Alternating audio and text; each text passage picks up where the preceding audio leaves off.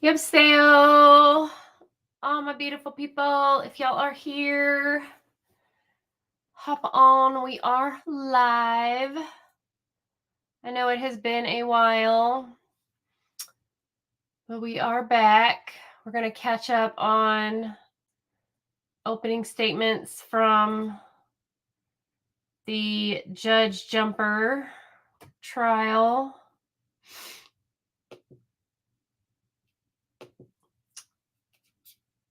See what's going on there. And all that is going on in the world of crime.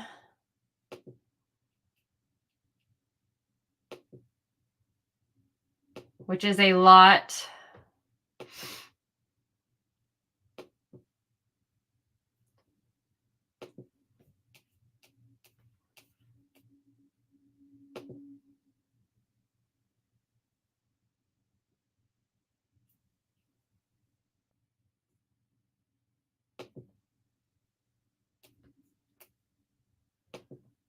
Hello, hello.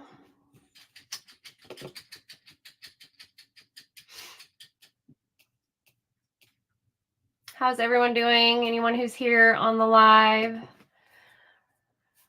Hopefully there will be people here to chat. We are going to go through. Hi, Butterfly. How are you? Welcome back. I know it's been a while. We are going to go through yesterday's opening statements. I don't know if you heard them or not, but we're going to do the opening statements from the Judge Jumper trial. I don't know if you saw that. I'm good. I had my procedure yesterday, so I'm still a little like loopy. He tried to do it without anesthetic, and I'm a big old wuss and was like, oh no, we're doing anesthetic, especially because I drove 2 hours for this procedure. So we're doing that. And I'm a little loopy. Hi, Gwen. Good morning. Yeah, he was like, they were like, this doctor likes to go without anesthetic. And I was like, yeah, well, this doctor doesn't know me. I'm a big old baby. So yeah, it was like super simple. It only took like, literally we drove 2 hours to get the procedure done. It took like 5 minutes for him to do the procedure. So I felt kind of dumb getting the anesthetic, but no, the size of the needle, no, y'all. I would have passed out probably anyway, but no, that wasn't going to happen. We're sticking that giant needle in me. But it does hurt. It still hurts, but they said it would take a couple of days. So we'll see. But the bad part is, like, I went in and I learned that I was like, how long does this last? Because I was looking forward to this like lasting for a while. And they were like, oh, it only lasts like 12 weeks. I'm like, I'm sorry, what'd you say? 12 weeks? That's not very long. I don't want to go back every 12 weeks to get this done. But we'll see. I have to go back next month and get my back done. So we'll see how that goes. But I don't know if you guys have seen the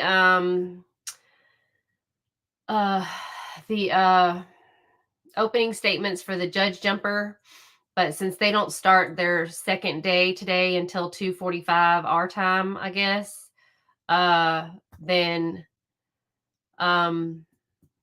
we're gonna watch the opening statements from yesterday, because I tried to watch them yesterday, but I was like in loopy land, so I didn't even get to see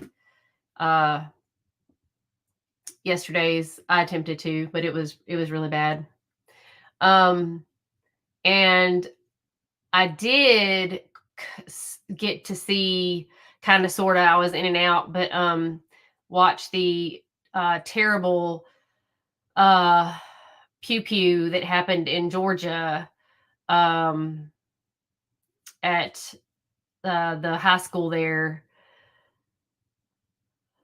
That went on all day. I just left that going in the background.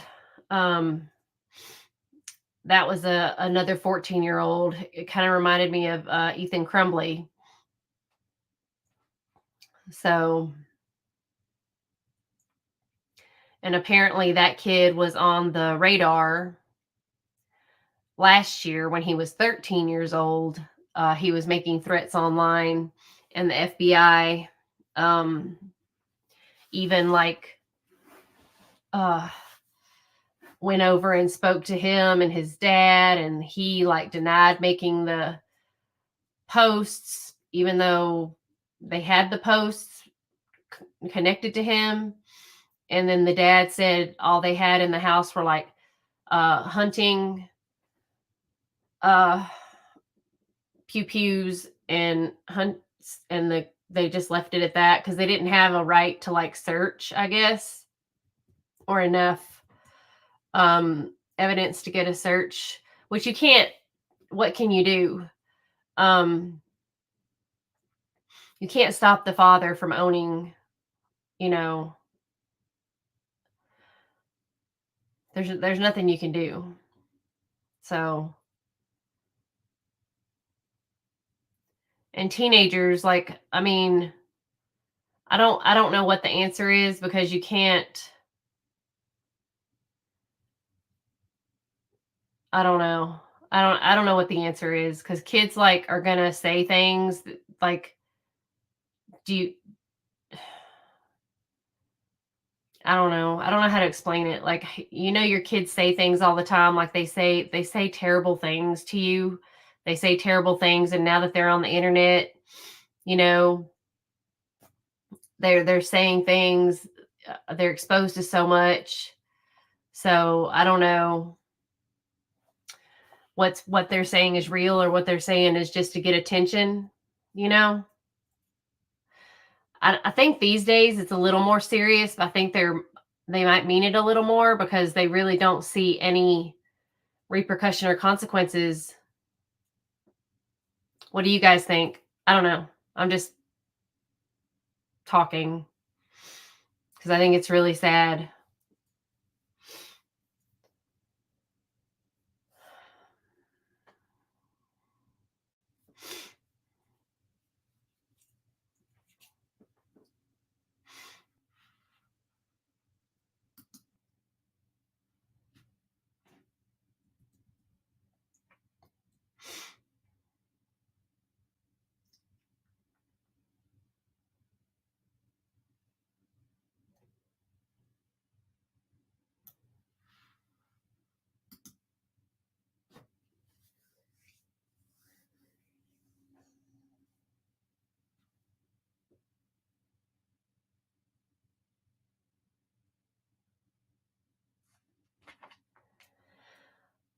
And I don't know if y'all heard about the mom that was found in her car with her 3 kids, and they were all pew-pewed.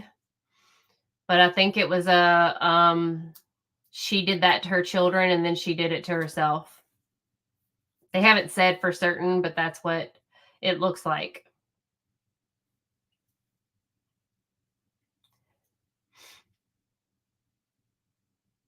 Yeah.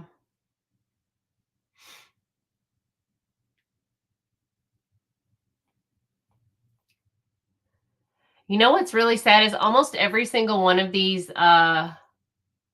kids that do this, they uh what's the word I'm looking for? They I'm having a brain fart. They point out, that's not the word I'm looking for, but they reference Columbine. Like almost all of them reference Columbine. I don't know how in the heck these kids, like, they don't know their history, but yet they know Columbine. I mean, isn't that crazy? Like, they couldn't tell you who the president is, or who was the president in 1982, but they could tell you about Columbine. So that just goes to show you how glorified this type of behavior has done. It's crazy.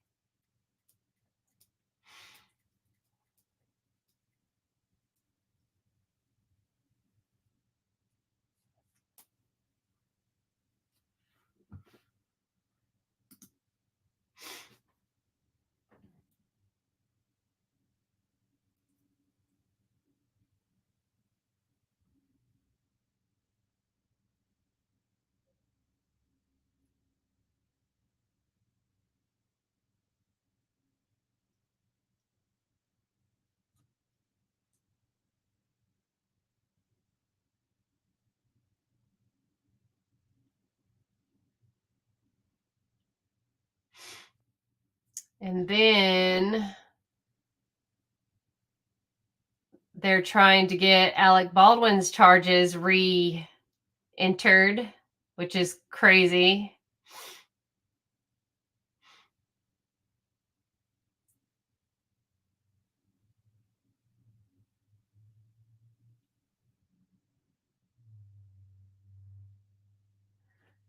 And Sarah Boone, who we thought was going to have to represent herself, she now has an attorney who tried to get the trial continued again, and the judge said no.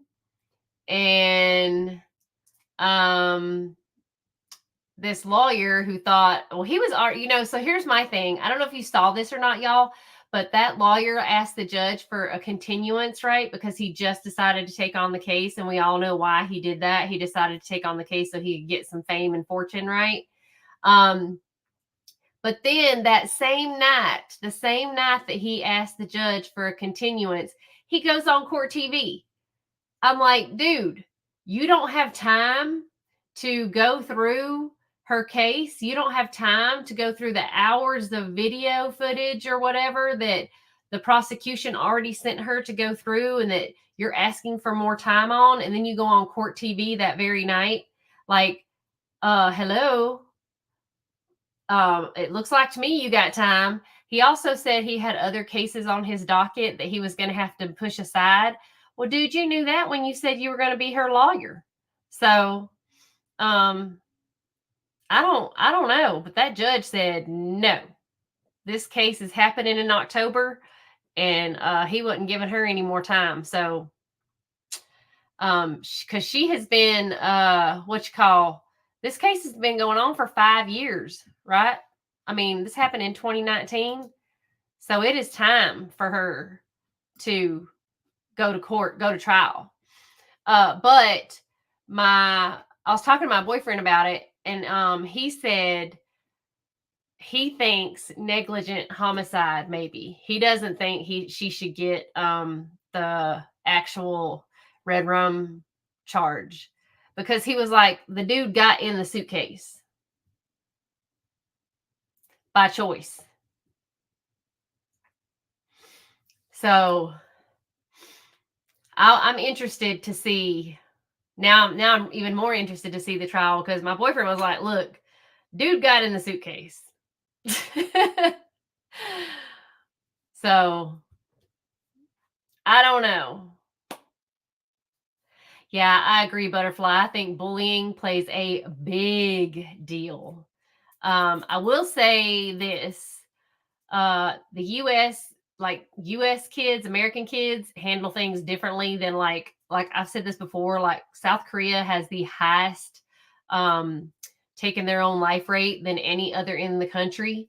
And it is because of bullying and the high stress of getting like the grades and getting into a job that is suitable for your parents and for the economy and for all that kind of stuff, suitable for acceptance. So here, what's crazy is people take it out on other people instead of themselves, which is crazy. But yes, bullying is a big deal. And I don't think any of our anti-bullying campaigns have ever been successful. It's just kind of like drugs. None of those campaigns have ever been successful. So.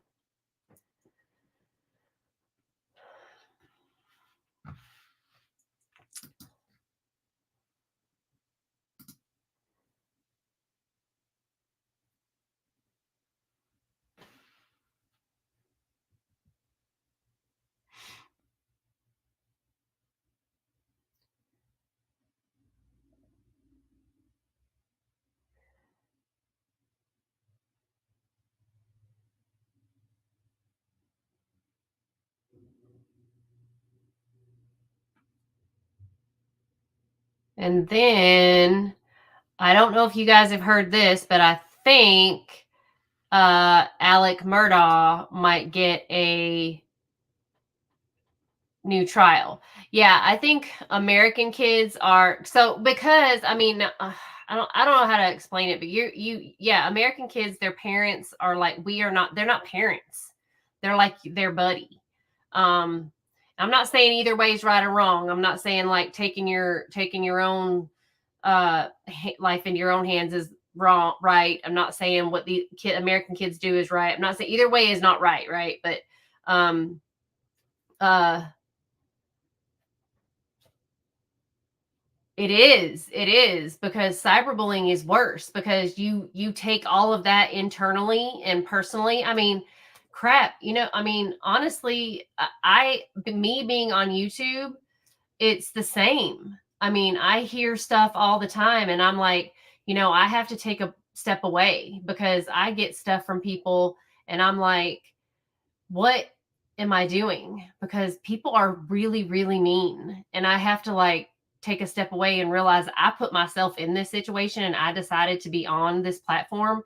But sometimes people say things that are just downright ugly. And I have to remind myself that people on here are not my friends. Some of these people are just keyboard warriors and trolls, and it's very hard. It's hard sometimes because people are not nice, and it's easy for people to be mean behind a keyboard or a computer or whatever. So um it's tough, and you don't know how to like differentiate sometimes reality from this. And yeah, kids, and especially when it goes and that happens in South Korea too. Over there it's more, and I don't know if they're doing it here. Actually, they are doing it here to a lot of kids where they're uh doing the whole like sexually exploiting them. I think I can't even say that on YouTube, but they are exploiting them for money, blackmailing them for money. It's really, really bad. They're doing that to girls over there. It's so bad. It's almost like getting as bad as like trafficking. It's just terrible. And these kids are just like, because they don't want their parents to find out. They don't want their friends to find out. They don't want all of these things. And Telegram, from what I understand, is one of those apps that you can't track. Uh, so it's really, really hard. So you can send anything on Telegram and you can't track Telegram. So people use that a lot.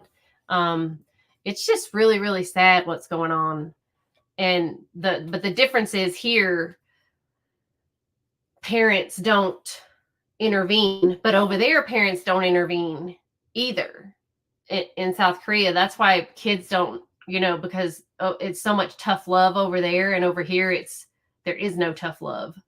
Over here it's just like, it's okay, honey, just don't worry about it, and then you don't feel like your parents are listening to you, and you don't feel like your parents know what you're going through. I mean, think about it. We were kids, we didn't think our parents understood a dang thing, you know and honestly, in the cyber world, our we don't think our parents do understand. The kids don't think parents understand. Thank you. This is I didn't like the red bubble. I wanted it to just be an outline, I think, but I'll figure it out.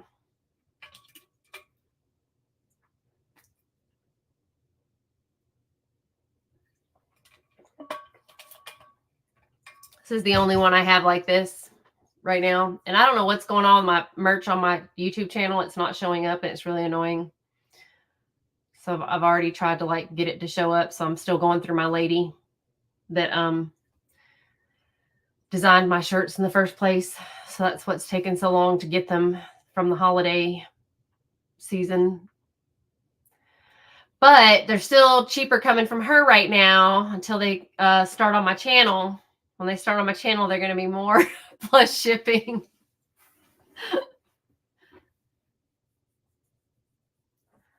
But that's because I won't be having to hold any inventory. And I have cups. I have not cups. I have tumblers.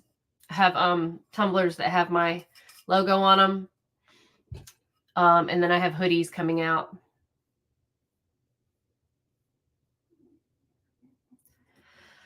Yeah, it's easier to be mean though. It's easier to like say things like, I see people all the time on Twitter, like they're so mean. And then I say stuff and I'm like, oh, God don't like ugly, y'all. Y'all need to be careful. Because it gets ugly on there.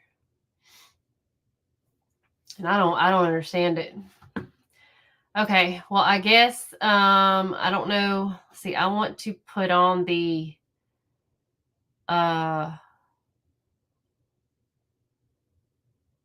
opening statements. Okay, Sydney Powell, I don't know if you remember her, but they're talking about her also possibly getting a new trial.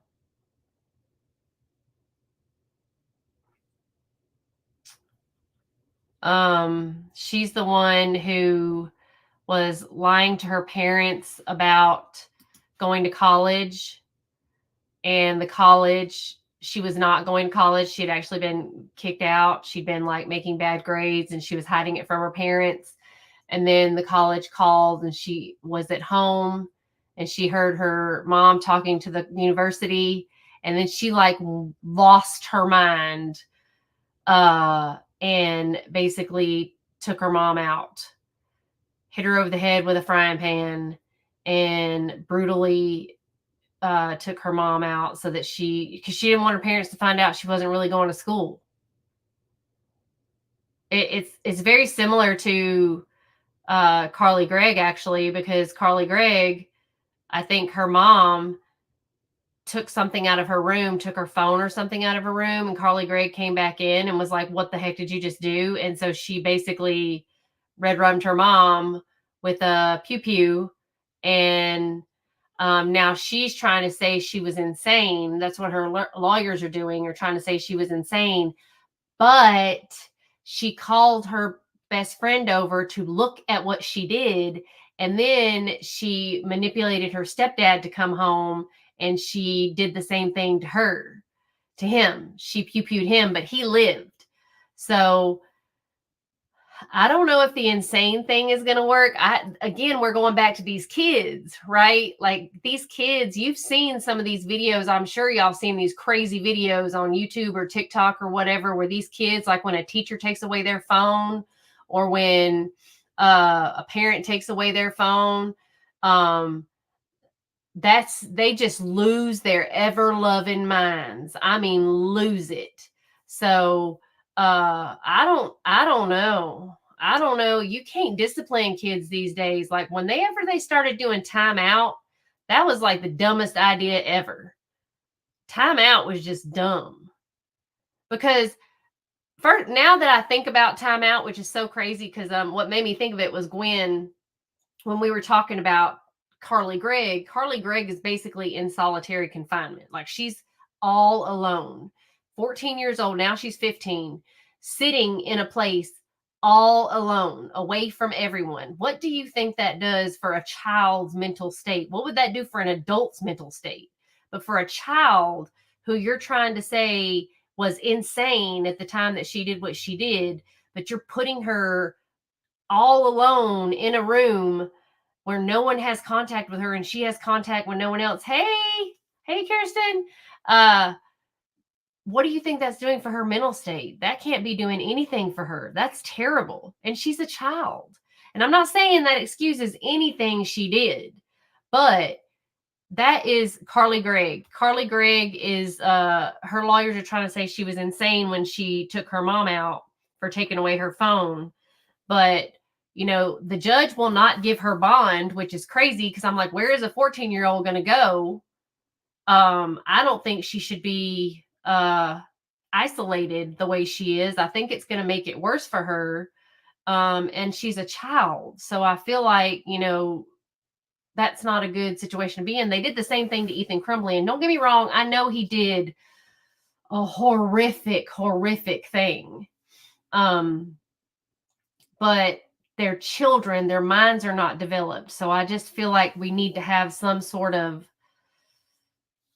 because our prisons are not meant to rehabilitate. So I feel like there's got to be some kind of something that we should do, because clearly the parents messed up somewhere. I mean, where are the parents is my question. Like, I don't know. I mean, and just because like Carly Gregg's mom was a teacher, and I'm sure she was a good teacher, but Aaron Hernandez, if y'all know who he was a NFL football player. and he ended up going out and red rumming a bunch of people. I mean, he had the world at his fingertips, making millions of dollars playing for the Patriots.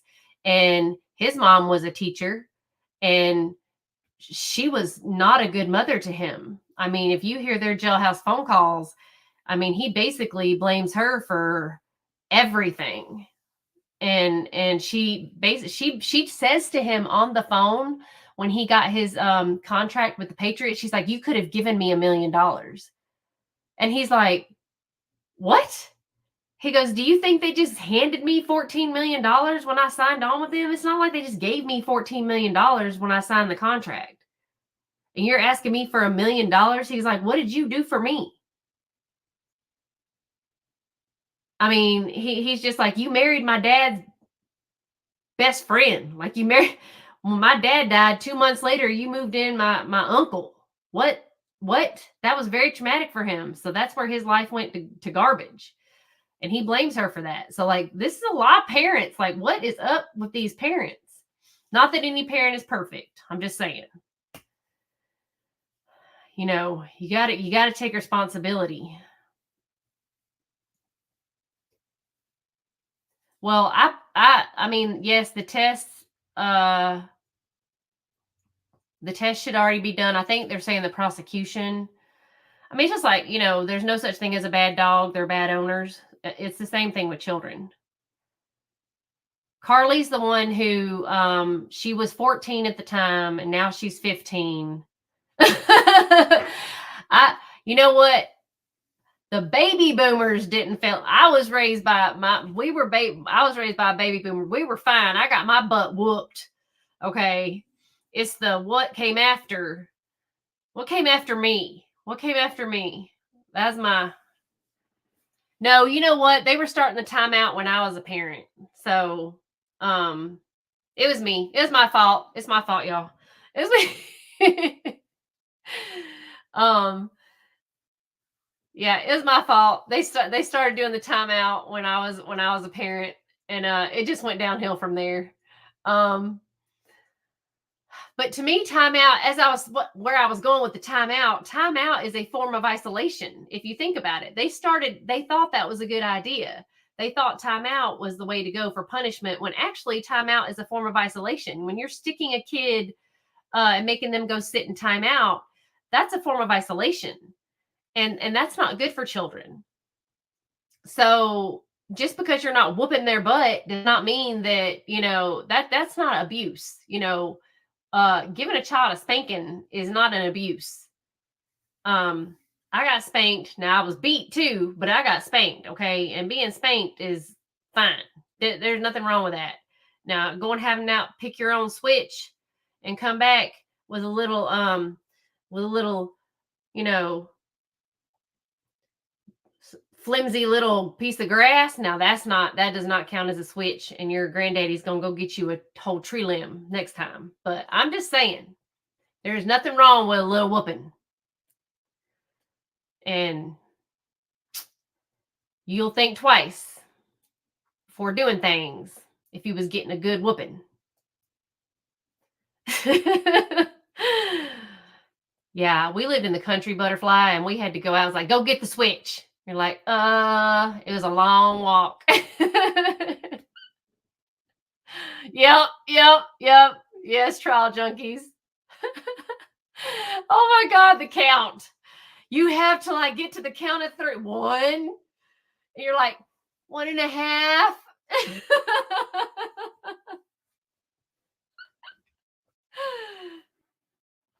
Oh man. Oh man. Y'all, I have memories of whatever my mama could get a hold of at the time. It wasn't a cell phone, it was a remote. You got the remote or that phone that was still with the cord on it. It was like a boomerang. Look, I had some good whoopings in my day, so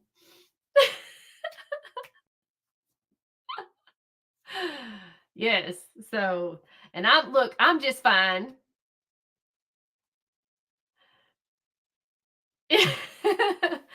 Yeah, I remember the countdown. Hey, those were the days. And you remember how you'd get too, man. You fold those arms on it, and oh, damned if you slam that door. Man, you remember the day? Slam the door, slam the damn door, slam the door, and see how fast that thing come off the hinges.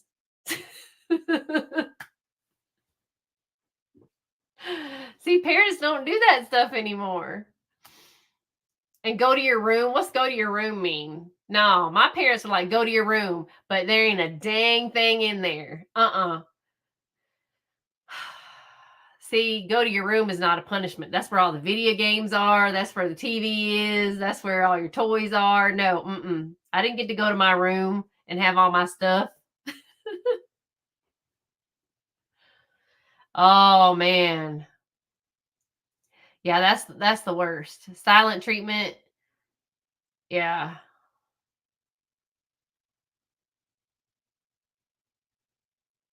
Being grounded.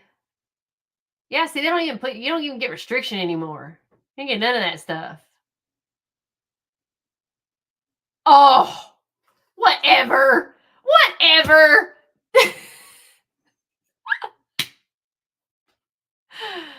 My mama, whatever. My mama would like tell the world if I did something wrong.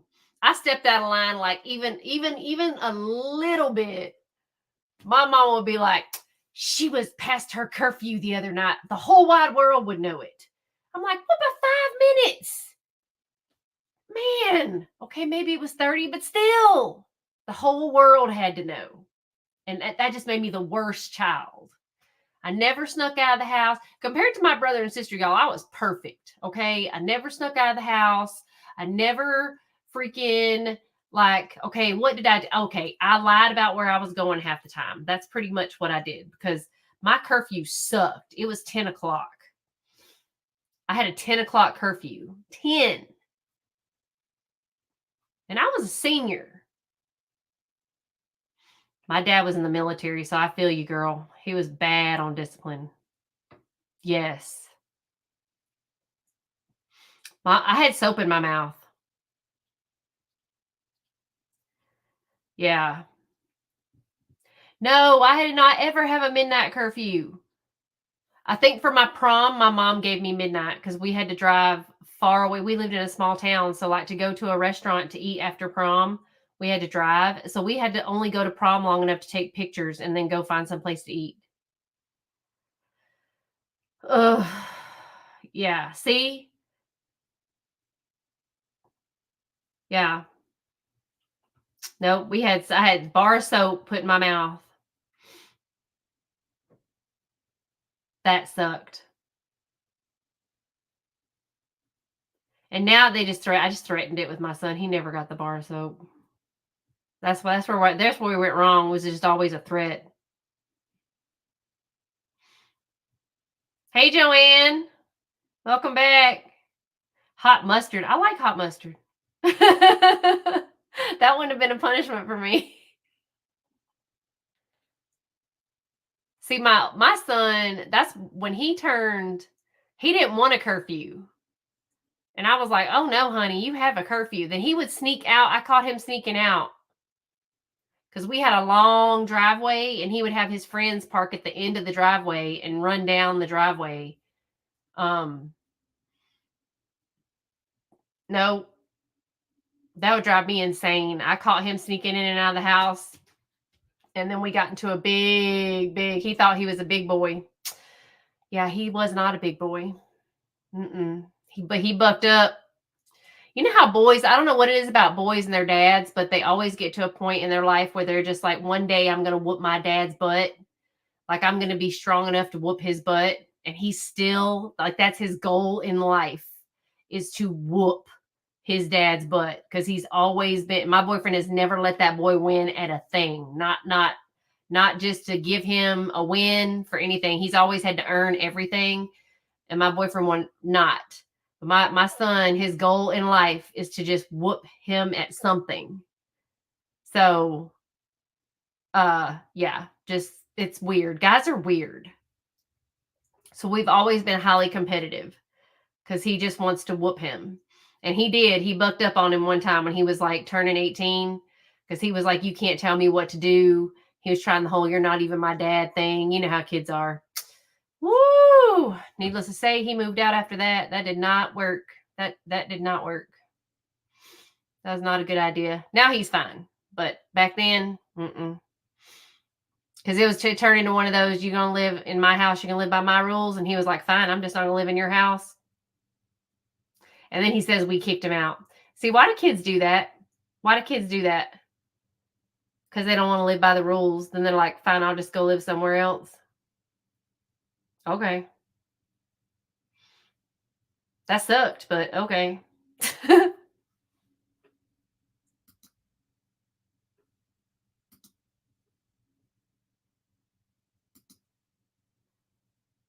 Oh, and we're going to keep up with the death of Sandra Birchmore. So she will, look at this. Bless her heart. She was a teenager at the time. This is also in Massachusetts, y'all. She was a teenager at the time for a program they do up there in Massachusetts where she did like a police program. That's right. Yeah. Yeah. Yes. She was in her teens. Yes.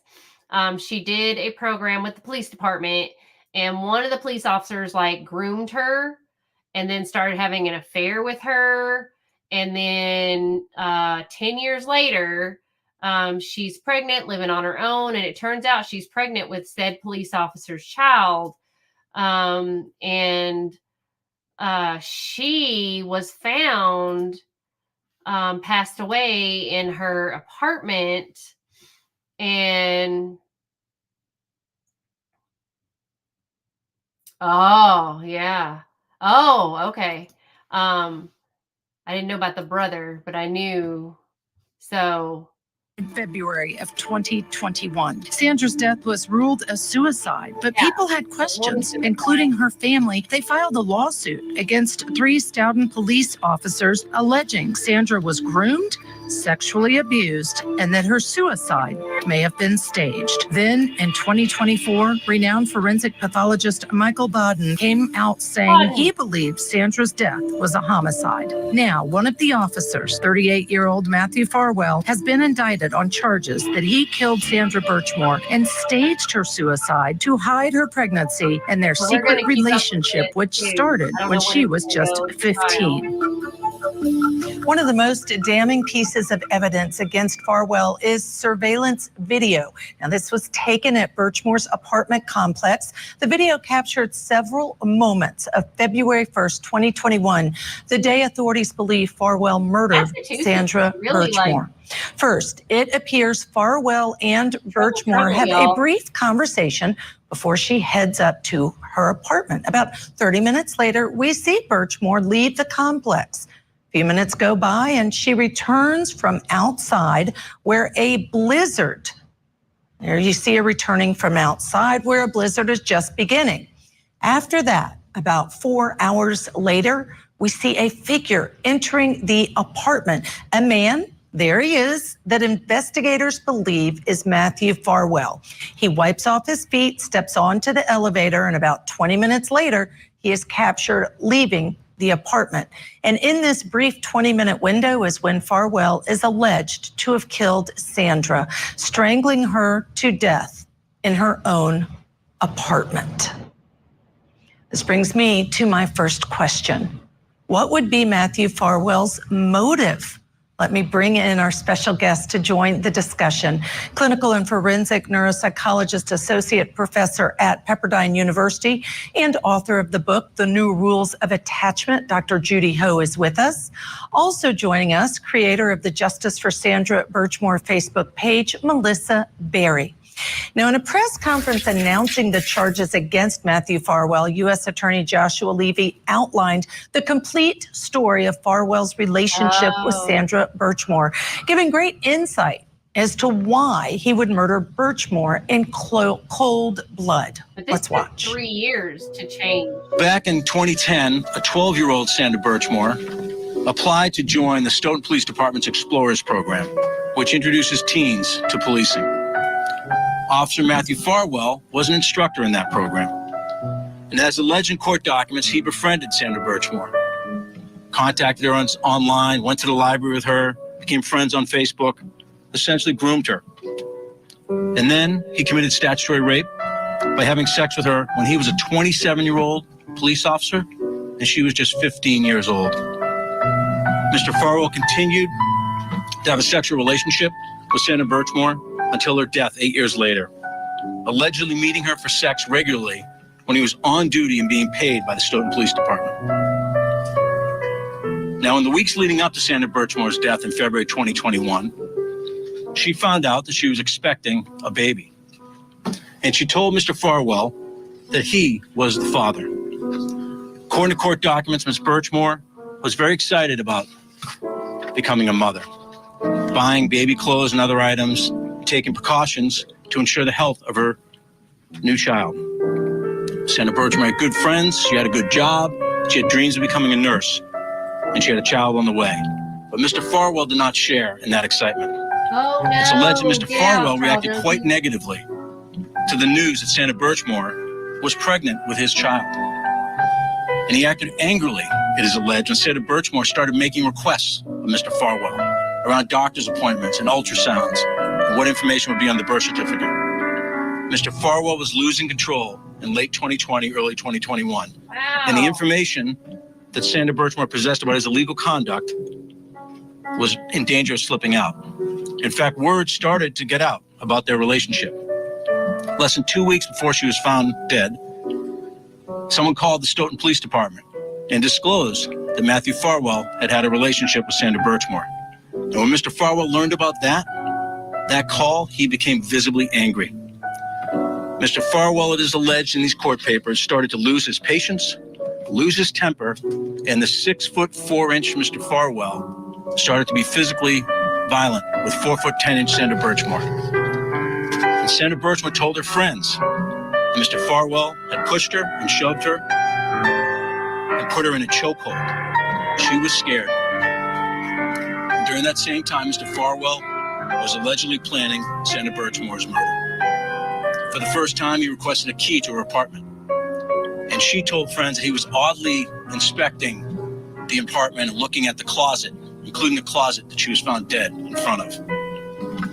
And then it all came to a head on February 1st, 2021.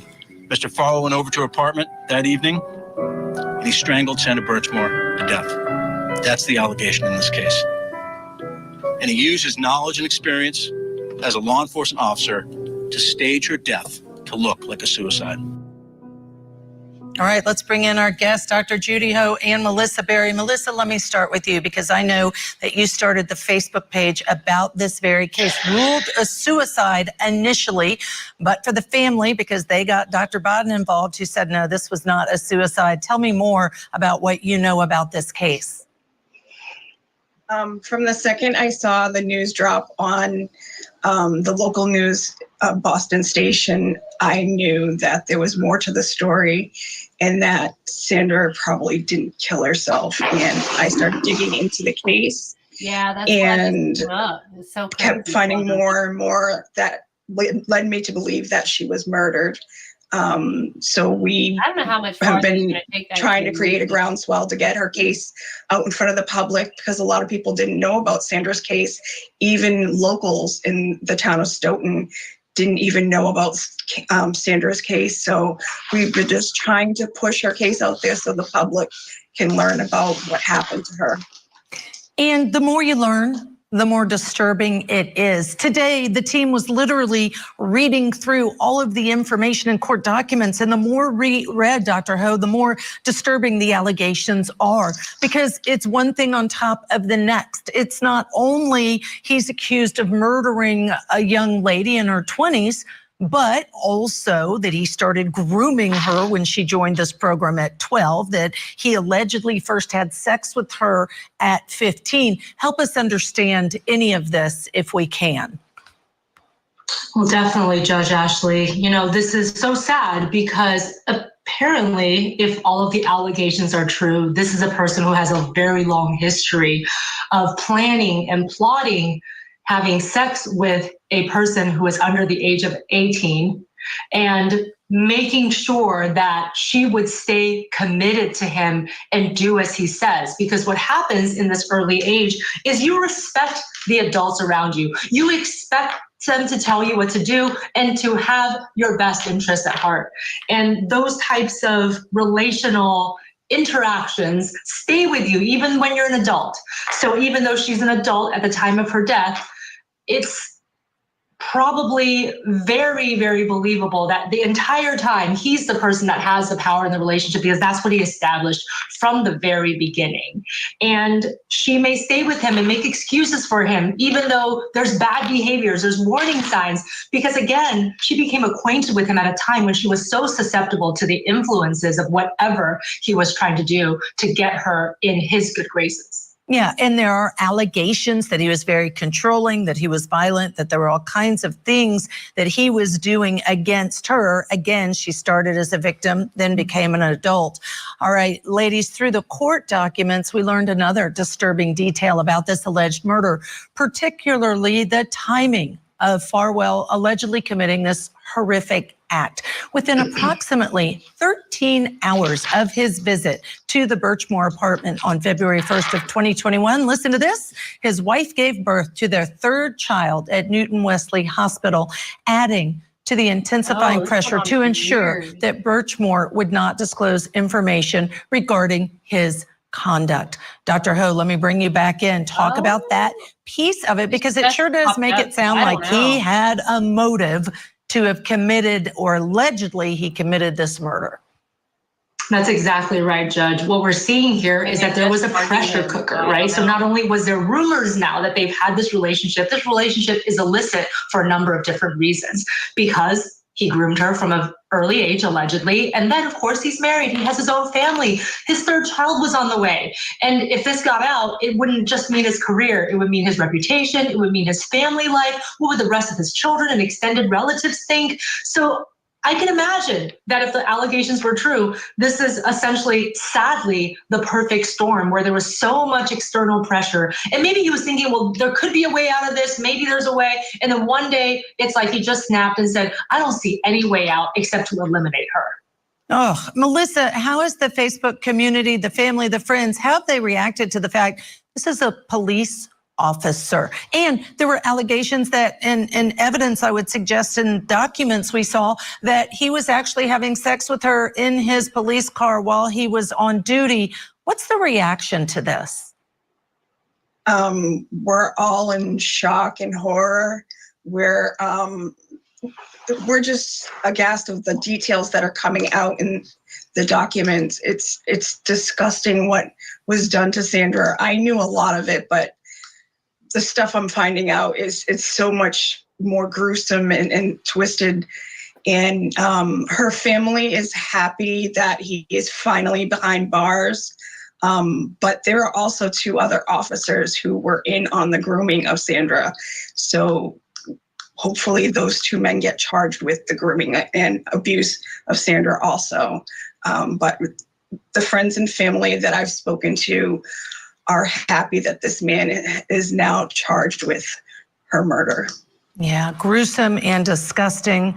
Absolutely agree with you. And I appreciate, Melissa, that you shine a light and that you are advocating in the way that you are. A big thank you to you for not only joining us, but also continuing to work hard on this tragic case. Now, unfortunately, we do have to squeeze in a quick break, but please do not go anywhere. Dr. Judy Ho will be staying with us as we investigate our next question.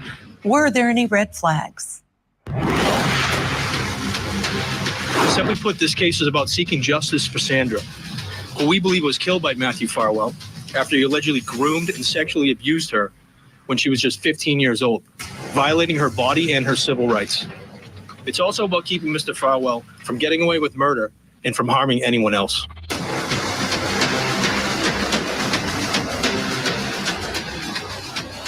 Did you know that in middle income communities there are So what Okay, so then I just have a question, just because we were talking about kids doing things that, you know, like the Georgia pew pew incident that happened, and then of course Ethan Crumbley in Michigan. Um, we're talking about, you know, Carly Gregg, who was 14, how kids do things like that. They're in isolation. Um, uh, when you see these kids that are so easily influenced by into doing things that they wouldn't normally do, and we look at those kids as evil children, right? That they are going out there pew pewing up their entire school, taking people's lives. We think that they're evil. That, you know, that's a public sentiment anyway. Um, and then we look at kids like Sandra, who was groomed, and we feel very, very badly for them because obviously she's just a child. Um, do we have that same sentiment for kids who are they're also just children that are going out there making poor choices, releasing their anger out in the wrong way, and doing the things that they do? Do you think they're evil, or do you think that they were somehow influenced in some way and that they thought that was their only way? I don't know. I'm just asking out of curiosity. I'm just wondering if you think if people should possibly feel sorry for those children as we do for children that are being taken advantage of, because I feel like all of these children are somehow, some way either lost or are being are missing something in their life that they're able to be taken advantage of this way. And like, I don't think Carly Gregg should be in isolation and in prison where she is. She's only 15 years old. And then I look at someone like Mia Campos, her boyfriend who took her life while she was 8 months pregnant. He got a $50,000 bond, and he is a flight risk. He has family in Texas and Mexico. Most of his family, I don't believe, are here legally. So he could be taken to another country. Whereas Carly Gregg is 15. She's not a flight risk. Granted, she did something terrible. Yes, I agree, Trial Junkies. I do feel sorry, but what consequences does a child pay? Do they pay the same as an adult, or do they have a different program? Because I feel like our programs are fails big time. They're not meant to rehabilitate in any way. Can you rehabilitate a child who takes that many lives? Is that possible? I'm just curious. I'm just asking questions because I'm just curious. Like, you look at is it too late, do you think? Yeah. So, okay, like an Ethan Crumbley. Um, Clearly that child had issues. Clearly the girl in Nashville had issues. Carly, I mean, like, look at all the kids that, like I was talking about earlier, we see all the videos on TikTok and YouTube where these kids, a teacher takes away their phone, a parent takes away their phone. These kids absolutely freaking lose it. Like, what is the answer? I mean, I don't know. I honestly don't know. I mean, and at what point do you take a kid saying the things that they say seriously? Like, I'm not saying that you don't ever take what they say seriously, but like, what if you've done all you can to get them all the help that you can? And there's your hands are tied. I mean, most of us are parents, right? So like, uh, my son, for instance, I sent him to military school. He dealt with this very same situation, isolation, and they sent him home. He had to go through therapy, all the stuff. I did everything possible for him that I could possibly do. And then the therapist at one point was like, "You can't be a part of this. This is just between me and your son," which really sucked because I couldn't do anything else. So at what point do you as a parent not have any more control? And then what can you do? What can you do? Like, I don't know. They act like the charges that the Crumblies got in Michigan. If they did all that they could, yes, that kid, Trial Junkies. What do you think about that? Because that child is being charged. Is that child being charged? Yes. So because he was a certain age, you can't be, it's client patient privilege. So that's another thing. Like, you have client patient privilege. So what do you think about if you feel like you've done all you can do as a parent, then at what point do you it's kind of like truancy. Yeah. You would think, but the client, the HIPAA, the new HIPAA laws, the client patient privilege, all of those things, it just, it sucks. Yes, you are right. But you can't control your child. You can't control everything they do, and you can't watch everything they do 24/7. So that's where you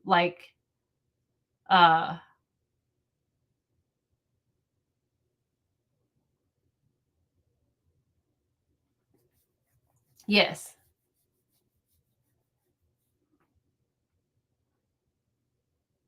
But even if you do all of that,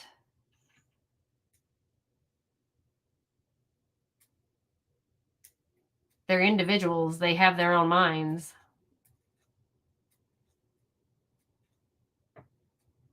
Yep. But again, like Trial Junkie said, you can still love them. I mean, you may not love what they did, but you're still going to love your kid. Like you said, you're a parent until the day you die, So does it mean that you're going to agree with everything that they do? No.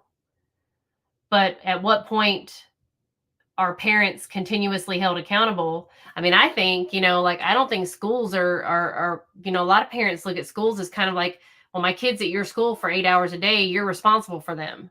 But I mean, how do you guys feel about that? Because I have a lot of friends that are educators, and the parents think, I mean, my friend's an educator at a very busy school. She has 3,000 students, and I have she says she has to call parents all the time about some of the kids, and the parents are the ones who are actually like, why are you taking my kid's phone away? Why are you looking at my kid's butt? And she's like, hey, your kid's butt is hanging out of her skirt. When she bends over, she can't wear that. All you see is butt. I can't help but look at her butt. It's there. So she needs to change. Right, exactly. So that's what I think too, Trial Junkies. But, but the parents are just as bad. It's crazy. You should hear some of the conversations my friend has with parents. It's insane.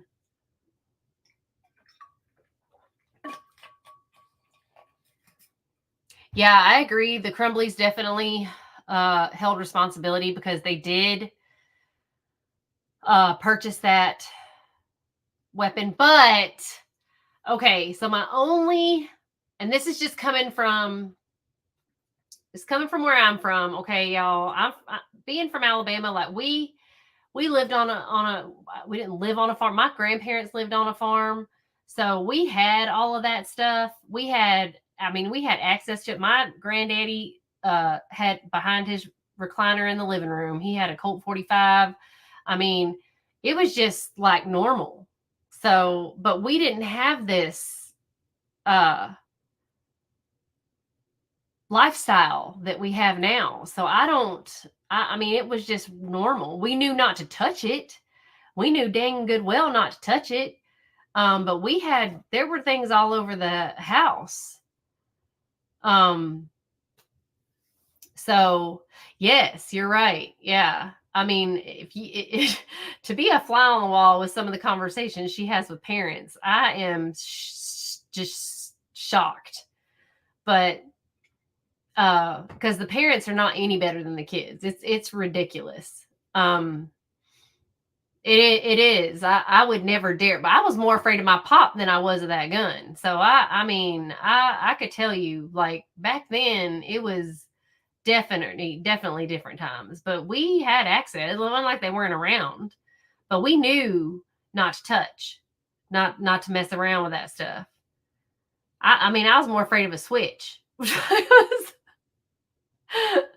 So yeah, I don't know. I just think and we also didn't have video, pew pew video games either, where you could get another life if something happened to you, or you could create avatars and all this kind of stuff. I mean, we just didn't have that stuff. So I guess maybe, I don't know. Yeah, I mean, but my family did either. We didn't lock up our stuff. They didn't lock their stuff up. Like I said, they were laying around. It was normal. So I don't know. I think it's just the way you're raised, I guess. Maybe. Yeah. Definitely different times. For sure. And I would say, I don't recall, my boyfriend and I get into this mix up all the time, but I don't want to say mix up, debate. But we didn't have the same kind of artillery in our house that we do now. So yeah. So it is a lot different. Yeah. I would have to say.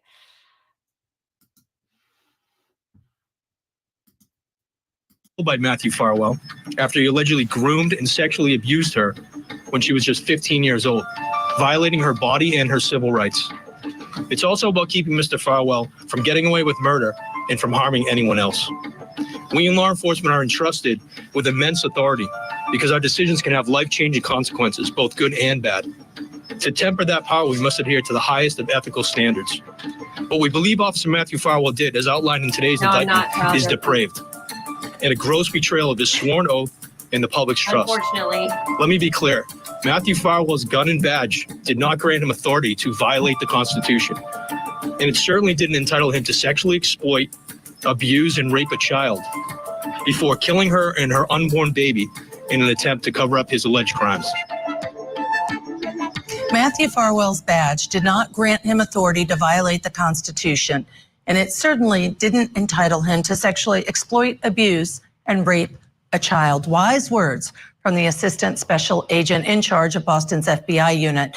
So how did Matthew Farwell begin this abuse in the first place?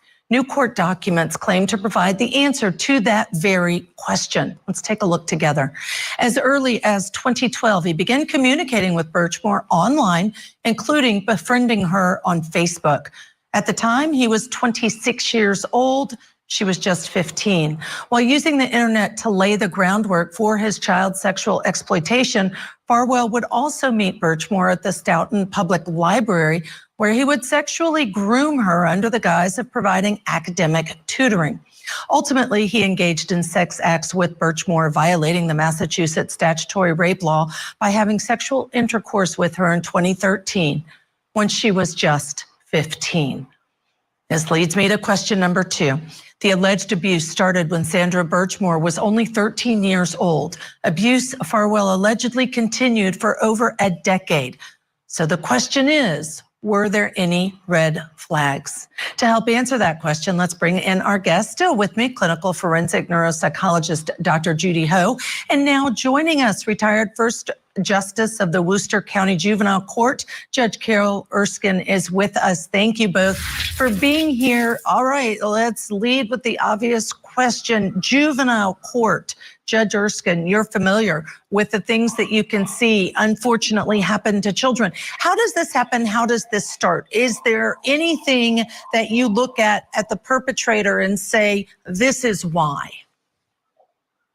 Yeah, it's very hard to take a look at what the red flags are in a case like this, just because she was under the control of this, of course, of the police officer right from the beginning. But I've seen, sadly, many cases of sexual exploitation. Runaways are an everyday event in the juvenile court, and some of these kids that come in are sexually exploited. And a lot of the things that were just mentioned in the indictment about online connections, especially when kids are online and there's no one monitoring it. In this case, it's particularly difficult because she had losses in her life. I know her mother and grandmother died. They were raising her. They died when she was a teen. So you don't have a lot of the usual controls that are existing with kids, where you have adults that might be watching what they're doing online or paying attention to it. So the red flags that are oftentimes there that we might see in juvenile court with parents or other people intervening just weren't there, even though he was engaging in a lot of the same kind of tactics. I've had cases of kids who were contacted online, met at the library, and just this beginning of grooming leading to ultimately to sex.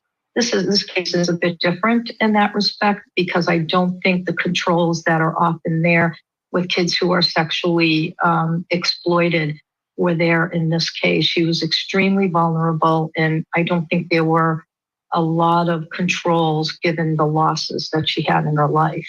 Yeah, and I would say one of the things that cuts against the red flags is the fact he was a police officer. And Dr. Ho, what this says to me is a reminder, if you're in the field like all of us are, you know this, but anybody can be an alleged perpetrator, even, and sometimes it's because they're in a position of trust and power and authority, and they can use that to their advantage to groom. That's absolutely right, Judge Ashley. And what we see here is that Officer Farwell had a great basis for being able to be that trusted individual right away. Police officer, was teaching in the program that she volunteered in starting at the age of 12. Just as Judge Erskine just pointed out, she had losses in her life, not the usual parental oversight. And oftentimes for perpetrator, that's their in. They're looking for people like this who are vulnerable because they're looking for support and love and attention and a trusted adult in their life because they don't have that person in their life for whatever reason. And they're saying, let me fill that void for you. Let me be like a father figure for you. You're having trouble in school and no one's helping you with homework. Let me be your tutor. Let me meet you at the library and do all of this for you. And so that's how they start to build this trust over time, by providing this way to support them in a time when they're already feeling maybe a little lost and a little bit more vulnerable than the average person. You don't usually hear about perpetrators successfully being able to infiltrate someone who's got parents that are hovering around, they're actively involved, their relationship with their child is good, it's intact. You don't hear that quite as much, and there's a reason for that. Perpetrators are targeting individuals like this and exploiting their vulnerabilities. They are targeting. Judge Erskine, let me ask you to comment also on the fact that this is a situation in which maybe somebody did see something, maybe there were red flags, maybe somebody saw him get too close to her in the library and it seemed like it was a little awkward or uncomfortable. Perhaps somebody actually witnessed him having sex in his police car and said, wow, she looks pretty young. I do think some of those red flags existed, but it may be that people weren't comfortable coming forward. Well, I think that's the point. I mean, even people that she was texting as she got older who kind of knew about the relationship, really interesting to me is that, everyone, the people that were around her understood that the people that were exploiting her, or this exploitation by the detective, they're police officers. I mean, people are generally very concerned about making reports. And as the indictment shows, when the report was actually made and there was contact to a dispatcher, he then started intimidating the dispatcher. So every blockade that could have existed for her did exist, yep. making it impossible. All right, and I apologize, we're out of time. A huge thank you to Dr. Judy Ho and Judge Carol Erskine for their valuable insight. I'm Judge Ashley filling in for Vinnie Politan. This is Vinnie Politan Investigates.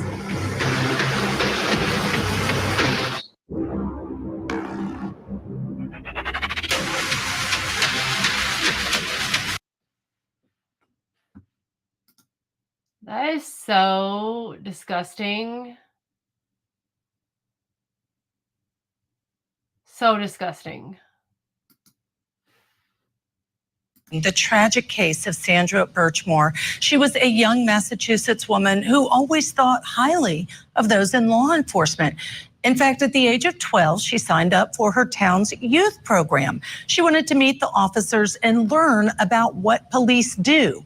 And from that day on, authorities allege that Birchmore began a horrific path, ultimately leading to her demise. It is alleged that she was groomed, sexually abused, and eventually murdered by the very officers she idolized. This is her story. Sandra Birchmore was 3 months pregnant when she was found dead inside her Canton, Massachusetts apartment in February of 2021. Sandra's death was ruled a suicide, but people had questions, including her family. They filed a lawsuit against 3 Stoughton police officers alleging Sandra was groomed, sexually abused, and that her suicide may have been staged. Now, one of the officers, 38-year-old Matthew Farwell, has been indicted on charges that he killed Sandra Birchmore and staged her suicide to hide her pregnancy and their secret relationship, which started when she was just 15. Through the court documents, we have learned a very interesting aspect of this case. It is alleged by authorities that Birchmore's pregnancy was part of Farwell's motive for killing her, but this pregnancy appears to be no accident. Take a look. Birchmore presented Farwell with an ultimatum. Farwell would have to agree to engage in unprotected sex with Birchmore with the goal of conceiving a child. In return, Birchmore would not disclose their relationship. Sandra Birchmore used their illegal relationship as leverage to convince Farwell to impregnate her, and Farwell agreed in an attempt to avoid her from speaking out about their past sexual activity. These are some very unusual dynamics for the pair, even by court TV standards, which brings me to my next question. What was the nature of their relationship? To break all this down, let's bring in our experts. Joining us, retired First Justice of the Worcester County Juvenile Court, Judge Carol Erskine is with us. Also joining us, clinical and forensic neuropsychologist, associate professor at Pepperdine University, and author of the book, The New Rules of Attachment, Dr. Judy Ho is with us. Dr. Ho, let me start with you, because as I learned this information and was reading through court documents, all I could think was, it sounds like a young lady who is making an informed adult decision that she wants to have a child with this man, even if on her own, versus a young girl who was groomed, sexually assaulted, and raped by this man at the age of 15. Well, oftentimes, Judge Ashley, people don't recognize that what they went through is a form of sexual trauma. And in a way to try to take power back on their situation, they will sometimes assert their needs in a different way. Oftentimes, the trauma victims I've worked with, sometimes it takes them decades to realize, wow, this was wrong. And in fact, that was child abuse. Because once they admit that to themselves, then sometimes they have to think about themselves as a victim, and they don't want to do that. And I think, of course, we don't know because we can't talk to Birchmore anymore. But what we do know is that she was trying to probably assert some part of her own will on this relationship. He was probably so secretive from the start. He has a wife, he has his own family, so everything was secretive. And she's saying, if we're going to keep this up, and if you want sex from me, and that's the transactional nature of our relationship, then you need to do something for me so that it's actually transactional. And the thing that she could hold over his head is, you had sex with me when I was a minor, and even if I don't consider that child abuse in my head, I know it's wrong, and I know you can be prosecuted for it. Judge, let's add a little additional information to this before you weigh in. When Sandra Birchmore first discovered she was pregnant, she sent a text to Matthew Farwell letting him know. She texted him a photo of a poster she had made celebrating their conception. The poster reads, "Congrats, we are going to be parents." In court documents, authorities described Farwell's reaction, and here is what they said. Farwell's immediate response to Birchmore's disclosure about the pregnancy was, "I literally have nothing to say right now. How could you express that in text when I said I don't appreciate it?" All right, now, Judge Erskine, if you would weigh in now that we know that additional information. She seems excited. We're going to be parents. He didn't want to have anything to do with that. Right. I think the nature of the relationship, especially given that information, is it's very much akin to a domestic violence relationship. Yes, she was groomed and sexually exploited, but at some point, she viewed herself as a partner with him, that she loved him, she believed he loved her. How is that different than any severe domestic violence relationship? And not only that, every single factor that you will see in a domestic violence relationship regarding where there's coercive control was existing here. He controlled where she went, controlled who she saw, he tracked her movements. And like other severe domestic violence relationships, the continuum continued. He became aggressive, he was assaultive, he was punitive with sexual violence. Every single factor related to coercive control that you see in domestic violence relationships was happening here as she got older. And just like in a domestic violence relationship where a person starts to assert some control when they're living together and they say, "I'm going to leave," that's when things escalate to lethality. And in this case, they weren't living together, but she was starting to assert control, finally saying, "You know what? I'm going to have a baby. We're going to be parents." And that led to lethality. And it's so much akin to a domestic violence relationship in every aspect that you have to look at it, in my view, through that lens and not just through the lens of sexual exploitation. So well said. And she may have been getting what she wanted, which was being pregnant, having a child, only to result in her murder. The court documents also outline some more of Farwell's texts to Birchmore.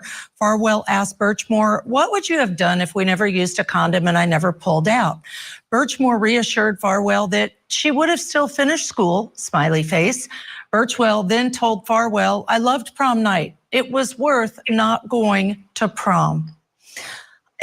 Dr. Ho, again, she's so young and so, I think, sounding like she's in love with this man, and he just continues to take advantage and victimize her.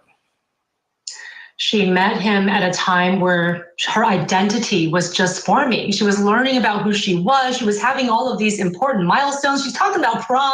I think that makes you realize the mindset that she's in, right? Reflecting back on that as a very important event in her life and how much she enjoyed that, and then saying, "Hey, it's okay because all of this was worth it, even if I missed a specific milestone." But the fact that prom is a milestone for her that she still talks about shows you how young she is and how much life she still had to live.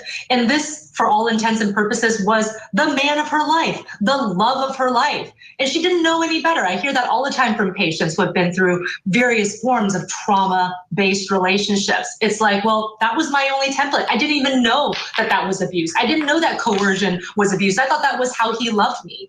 And so I wonder how much of that also played a role. That's a great point. They can't know any better because of all those things you just described.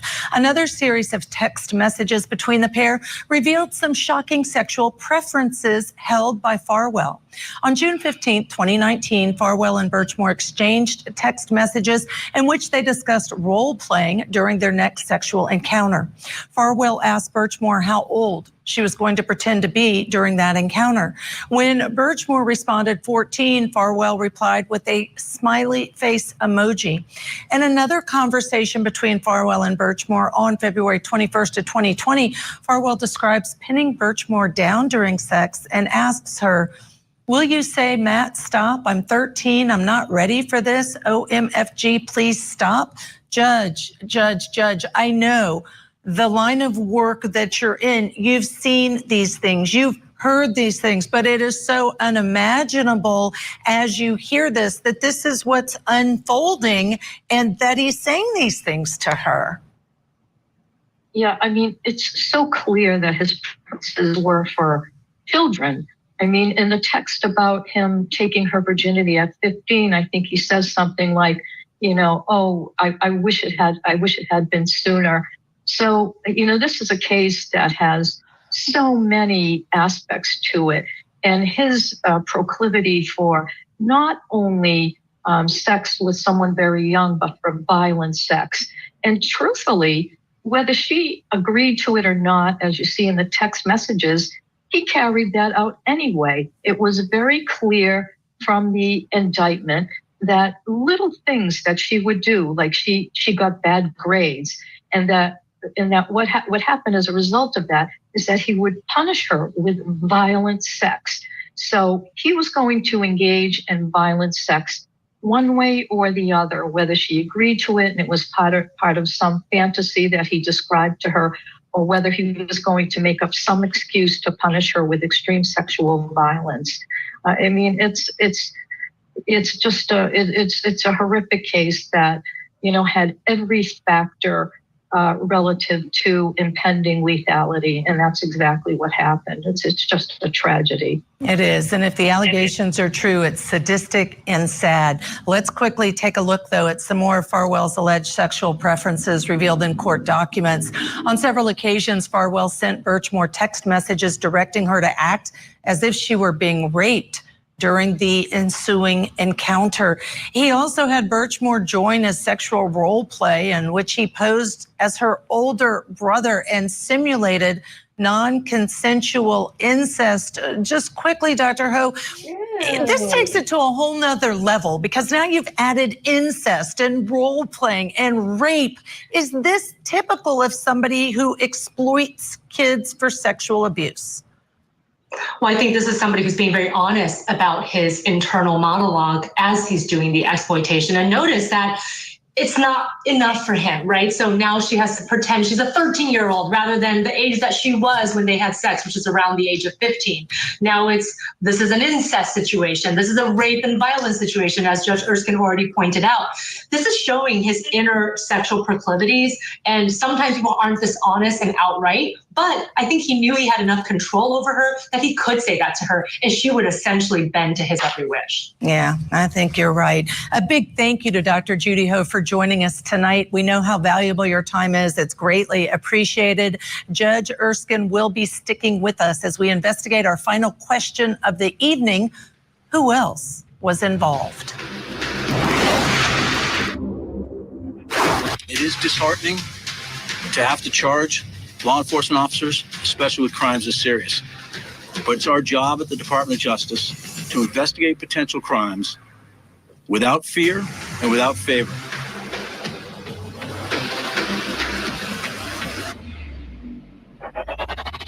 One of the most successful true crime TV shows ever. This is crazy. Now has a new home on America's original true crime obsession, 48 Hours on Court TV. Coming up next on Court TV. Join me for a court. Now I'm just curious as to that I'm curious about too, Trial Junkies, but I'm curious as to what different police departments require for hiring, because I know here in Austin, it is very hard to get on as an officer here. Law enforcement officers, especially with crimes this serious. But it's our job at the Department of Justice to investigate potential crimes without fear and without favor. We do in this office what we've been doing for decades with our federal partners like the FBI. We follow the facts, regardless of where they lead. We apply the law and the principles of federal prosecution, full stop.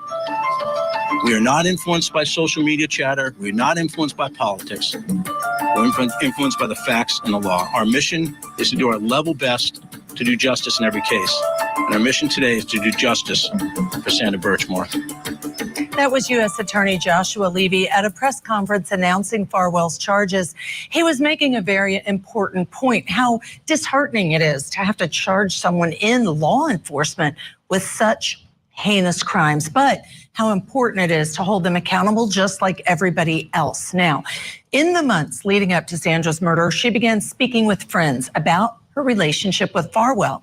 Just a few weeks before her death, one of her friends, now this is referred to as person 2 in court documents, actually called the Stoughton Police Department to report Farwell's past illegal behavior.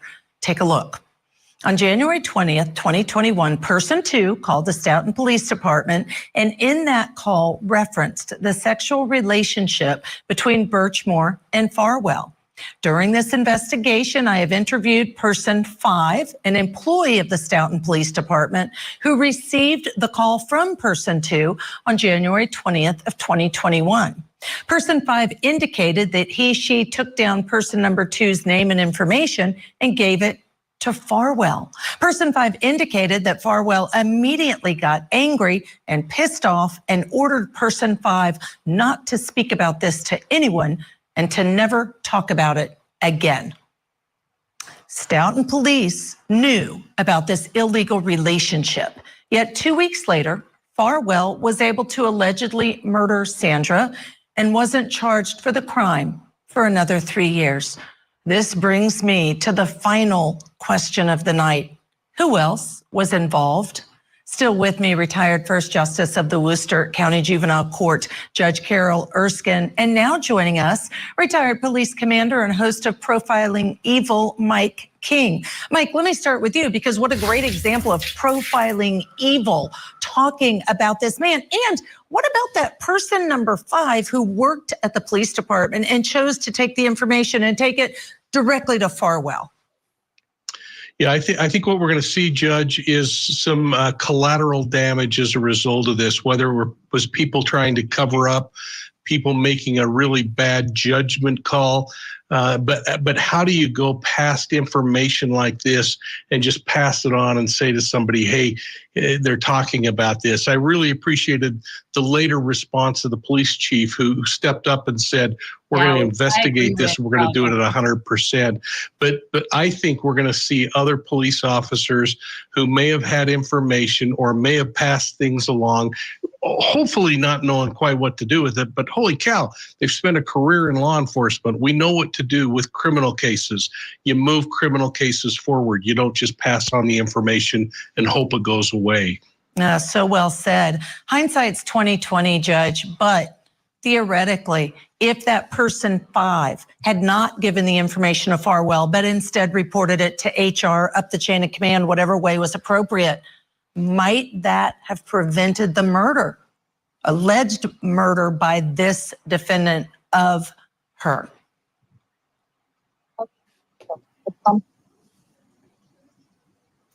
And we may be having some technical difficulties, Judge. I'm not able to hear you.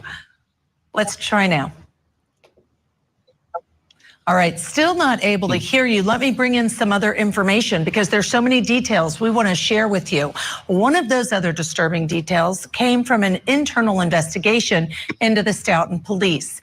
Matthew Farwell's twin brother, Officer William Farwell, allegedly also had an inappropriate relationship with Birchmore. According to the investigation, William Farwell exchanged explicit messages and images with Birchmore while he was on duty. And there was a third man alleged to have had an inappropriate relationship with Birchmore, Robert Devine. He was the man in charge of the youth mentor program Birchmore was involved in. Here is Devine pictured with Birchmore as a teenager in the program prior to being interviewed as a part of the internal investigation. Both men resigned from the force. Mike, honestly, how can you even imagine that it goes this deep, that now allegedly a twin brother on the force, another officer on the force? It's almost like they're passing her around. It's really disgusting. Yes, if all of these allegations are true, Judge, this is so predatory, and passing it around, I think, is probably the best description, because this child wasn't in a position to make decisions. These were people who were in a position of trust, not only as mentors and leaders within the organization at that level, and in one case, they become a leader of the organization at a much higher level. But these are individuals who absolutely were in a position that they could have stopped things early on and managed this thing as it was coming about. And these are some of the fearful things, in my opinion, when we have unsupervised programs within organizations where adults, and in this case, sometimes only one adult, have a position of authority and trust over somebody else, and they can easily manipulate them. And we see these kinds of things happen. It is this whole thing is not only disgusting, it is incredibly heartbreaking. It is so heartbreaking. And this one is really an onion. Some of the cases are, but as we peel back layers and look at the documents, it just continues to get more and more depraved. Here's what U.S. Attorney Joshua Levy said at a press conference when asked about other possible suspects in this case. I'm not going to comment on information that's not in the public record. As you heard, this is an ongoing matter, so we're going to continue to look into this matter. And if there's other individuals that we develop evidence they've violated the federal law, we'll proceed. All right, so Mike, come back in and talk to us about that. I mean, they're saying all the right things. And this, to your point earlier, is when you are grateful, you being everyone involved and watching, that they are taking this so seriously. And I don't think they're going to leave any stone unturned to figure out who all was involved or might be criminally responsible. No, and I think that, it's such a critical time right now where law enforcement is really under a microscope for the kinds of behaviors that are going on in some organizations. And sadly, we're picking out those small handful of officers who are really making poor choices, criminal choices in some cases. And it's, I think, impacting the entire profession and creating this level of distrust in the organization, when my experience would say that's absolutely not the case. The majority are hardworking, honest police officers that are trying to pull these cases together. Like we talked about, Judge, the chief of police stepped up, demanded an investigation, brought in other agencies to help in this thing. We're seeing, as this thing progresses, that officers are stepping up and voluntarily surrendering their commission. They're being thrown out of post, and the police officer standards are pulling them. So we're seeing things happen, but it's not fast enough. That's right, a few bad apples. All right, a special thank you.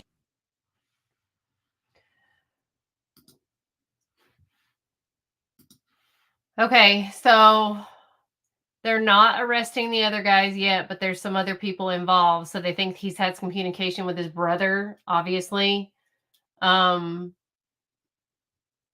they think his brother and another cop possibly were part in the grooming process. Do you think there's other girls involved?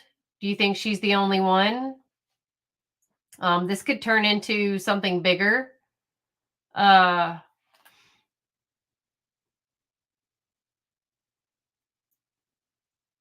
Oh, okay.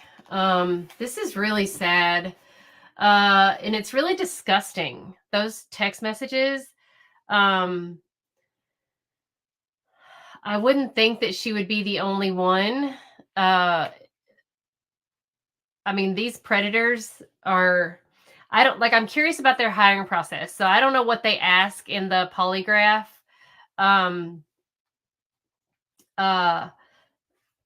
I don't even know if they polygraph, like in everywhere. I know in Austin, they polygraph them.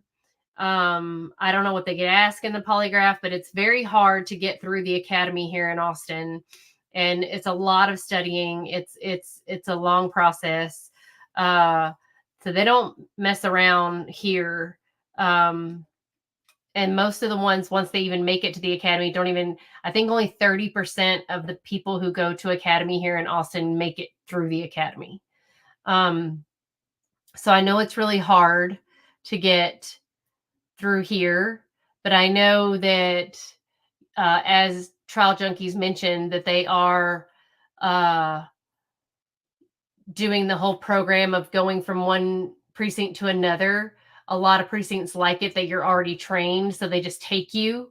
Kind of like as we noticed in Detroit during the Samantha Wall trial, that Asian cop had only been with Detroit PD for 8 months before he already transferred to another precinct. So he went to a smaller kind of precinct after being trained through Detroit. Austin had, when the George Floyd stuff was going on, a lot of, I think they've always done the polygraph stuff. They've always been really hard to get into. But when the George Floyd stuff went on, they had the protests and all that kind of, and the riots and everything. A lot of police officers left because they felt they weren't treated fairly during the riots. They weren't able to protect themselves, and the police department got sued. Austin took away $400 million away from the police department. The state of Texas took away funding from the Austin Police Department if Austin, the city, would not give back the money. So it's been a nightmare to have officers here. We've been very short-staffed for quite some time. Yes, Cedar Park has had some issues. There was another police department. Was it Georgetown? Somewhere out there in Williamson County, another police department had an issue, but it was with like a higher up person in the police department, I believe. But yeah, a lot of officers left. So we're short staffed because of that. The police department was sued. We're already on our third chief of police here in Austin. I thought Chacon was going to make it, and he didn't make it. He was like interim for a while, and then arrested an Austin cop. Well, I mean, I don't know what the perfect recipe is for it, because they do a thorough background check. They do the polygraph, but once they do it once, I don't think they do it again. And I don't know how often they're drug tested after they go through all of that stuff. So I just know getting in is hard. And I know that Austin right now is on they want 30% of their police force to be women. So they're really stressing that right now. So I don't know how well that's going to work out, but they do want 30% of their force to be female. But it is really dangerous here, so it's getting that way. So I don't know. But I want to go to, I know Trial Junkies has already seen the opening statements. Like I said yesterday, I tried to watch them, but it was not I was out of it. I'm still kind of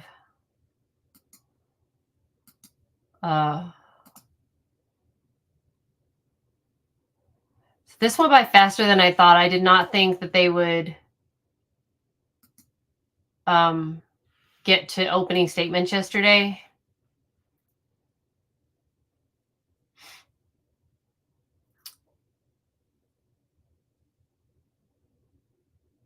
Yeah, well, that's their goal. Their goal is 30% female.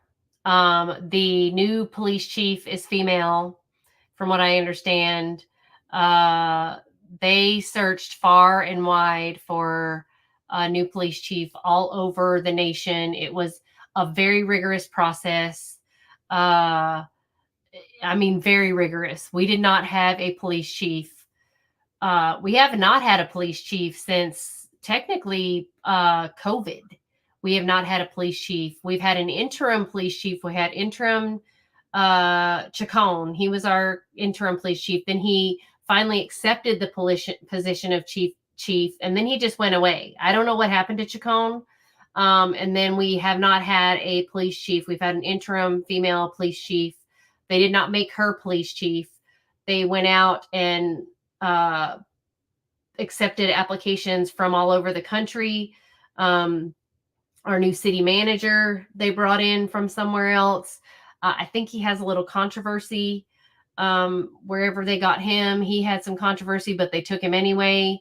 And then that guy went out all over the country to find a new police chief, and they, I think, chose this woman.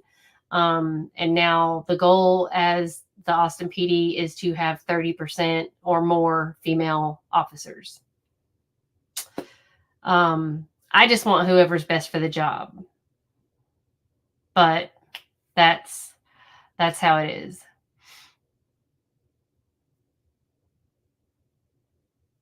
So,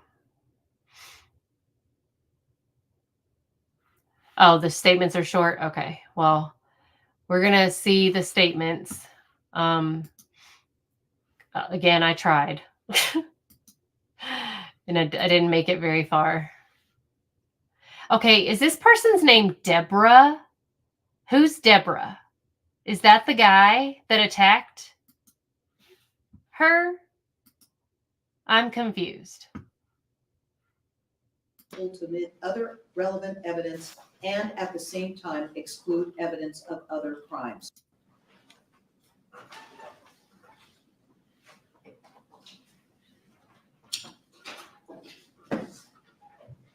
So what? Okay, Deborah. Okay, very strange.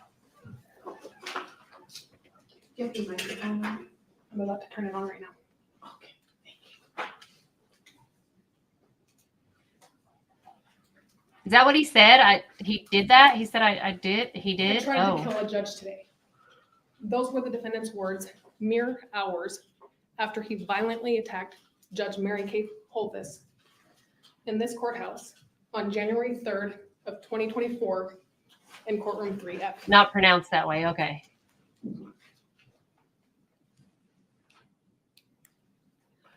In accordance with the laws of the state of Madison.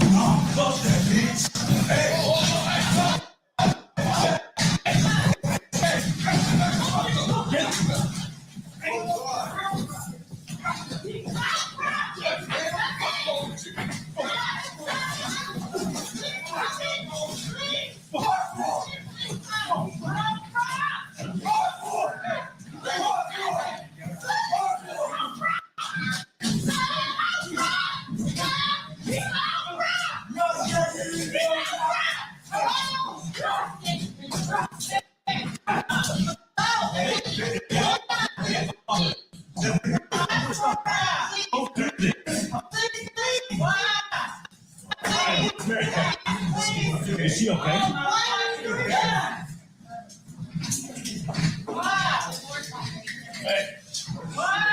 Hey, radio somebody? Fucking radio somebody!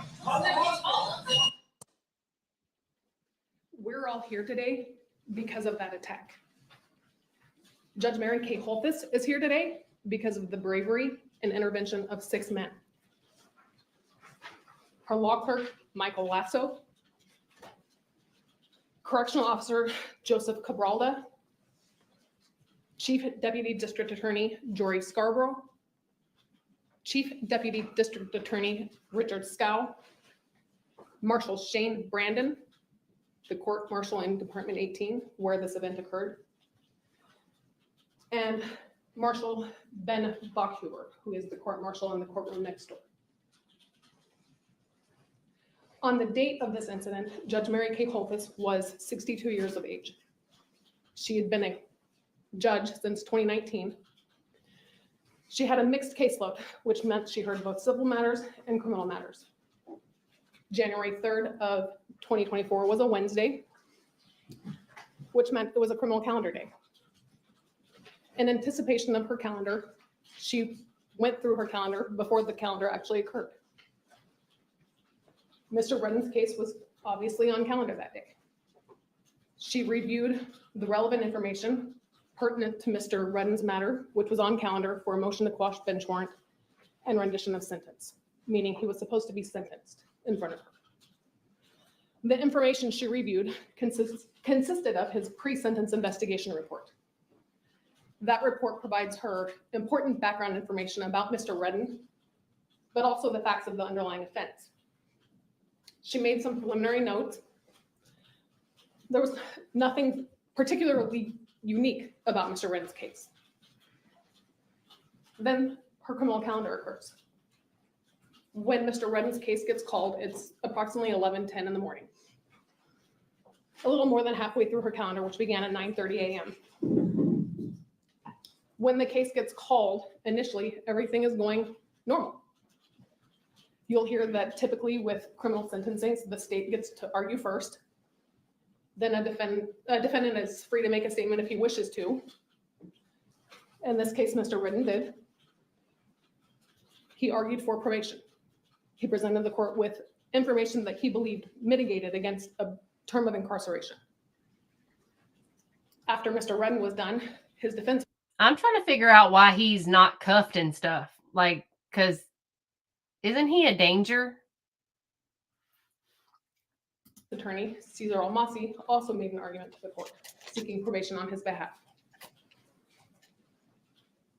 After Mr. Almasi was done, but prior to Judge Mary Kay Holthus having the opportunity to impose the sentence that she believed was appropriate, she made a comment, and that comment was interpreted by many people in the courtroom, including Mr. Redden, as indicating that he was not going to receive probation.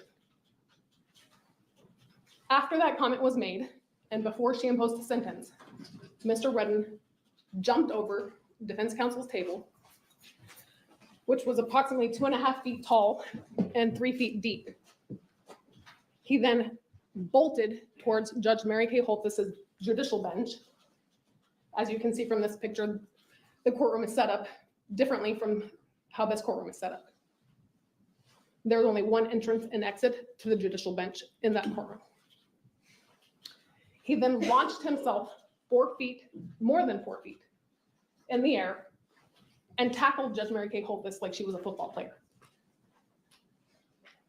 He then, once was over the bench and made contact with her, pulled her by the hair as hard as he could and yanked her to the ground like she was a rag doll.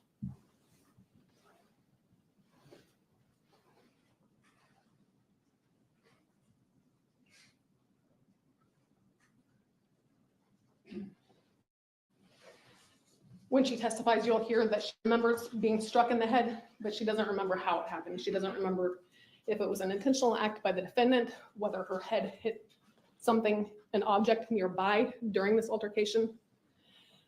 But she remembers being jolted and frightened. She was trapped. This is the judicial bench in that courtroom. That entrance is the only entrance to or from where she sits when she presides over her calendar. And the altercation that you saw in the first clip happened right there. She had nowhere to go. She was terrified. She knew that she was no match for his physical strength. So she hid. She hid as far away from Mr. Redden as she possibly could. She crawled into the corner of that bench and waited there until the entire thing was over. When you watch the full video, you'll see that it took approximately 3 to 4 minutes before Mr. Redden was moved from that location. She was so shaken up, you'll hear that initially she tried to climb that wall that you see in the picture and exit her courtroom where her court clerk sits. That's not an exit. But she did not want to be near Mr. Redden, and Mr. Redden was still in the entrance when he was eventually apprehended.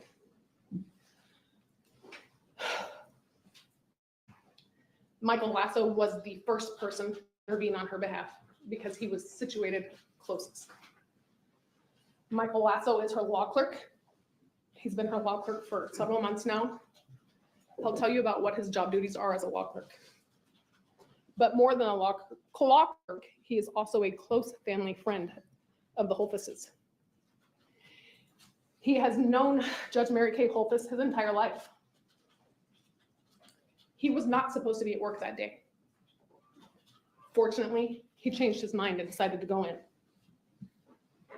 He will tell you that among his many job duties as his law clerk, or as her law clerk, is he sits next to her during the calendars in case something comes up that she needs help with. Thankfully, on this day, he was situated exactly where he needed to be, to her left in that courtroom, as she presided over criminal matters. He was answering emails, performing work, and also paying attention to what was occurring on the calendar. He first realized that something was amiss when Judge Holthus made a comment and her marshal moved closer to Mr. Redden.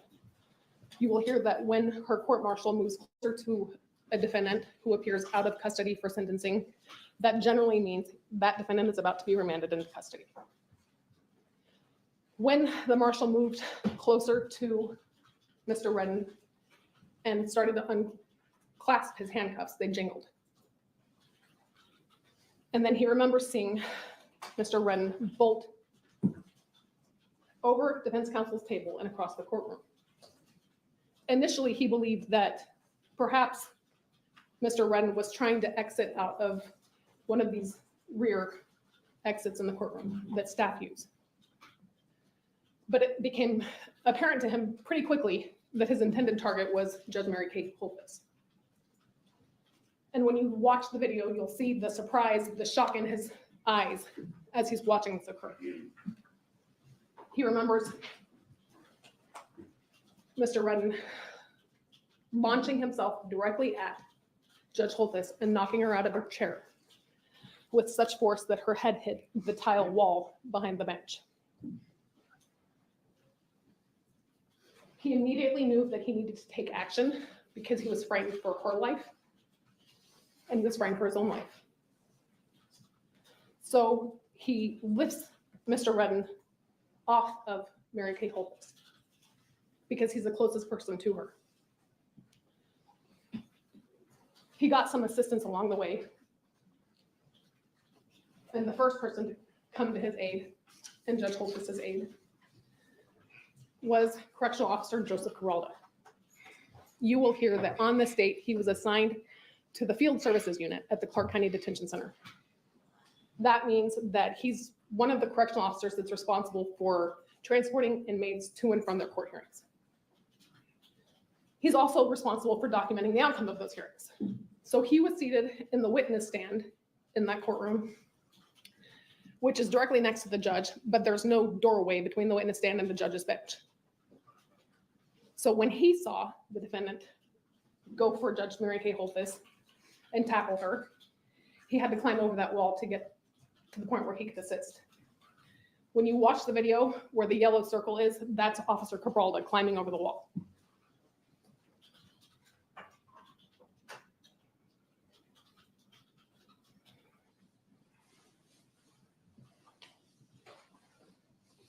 At this time, Officer Cabralda was the only correctional officer remaining in the courtroom because other correctional officers had just done what they call a download, which means moving defendants who were already done with their cases back to the detention center.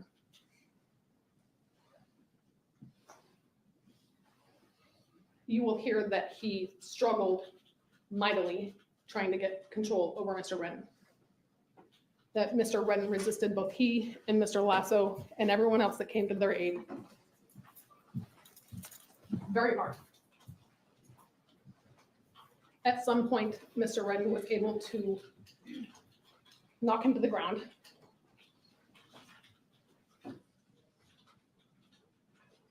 At which point, Mr. Lasso and Mr. Scarborough began to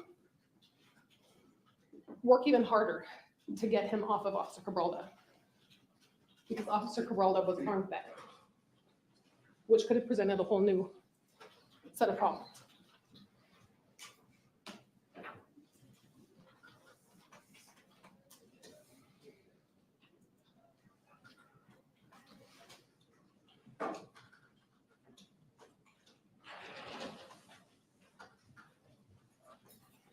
Mr. Redden continued to resist, which is why you see Officer Cabalda and Officer Lasso striking him over and over again, because they needed to get him to comply, and he was not getting it. He was still struggling to get away from them, struggling to get back to Judge Holthus. Eventually, they do get him under control. And Officer Cabralda actually uses one of Marshal Shane Brandon's, well, his actual set of handcuffs. He gets one cuff on Mr. Redden, but Mr. Redden's still resisting. So it takes an additional marshal before they can actually get him into both arms into the cuffs. Chief Deputy District Attorney Jory Scarborough was in the courtroom that day because he had another matter that was on calendar, not Mr. Redden's case. He's assigned to a specialty unit at the Clark County DA's office, the gun crimes unit. And you'll hear that as a specialty team deputy, he makes multiple court appearances in a day, oftentimes. So he arrived at Judge Holthus's department at around 10 a.m. and he was still present, waiting for his case to be called when this broke out. Again, he was partially paying attention, partially not, but he got the gist that Mr. Redden's case was on for sentencing. The state wanted prison time. Mr. Redden wanted probation. And then he figured out that Judge Holthus was not going to give him probation. He remembers, like Mr. Lasso, watching Marshal Shane Brandon move closer to the defendant. He looks down to do something else. And when he looks up, he sees that the defendant has already cleared defense counsel's table and is running full speed and hurling himself at Judge Mary Kay Holthus. Like Mr. Lasso and Officer Cabralda, he immediately knew that he needed to assist. So he went around the witness stand, climbed over the same wall that Officer Cabralda climbed over, and tried to wrap his elbow around Mr. Redden's neck to gain compliance. It obviously didn't work initially. He'll tell you that Mr. Redden was elbowing him repeatedly and trying to buck him off so that he could get back to Judge Holthus. But with the assistance of Chief Deputy Richard Scow and the other people who I've already mentioned, they were ultimately able to get him to comply. You will hear from both Michael Lasso and Jory Scarborough that once Mr. Redden was under control, their first thought was to check on Judge Holthus.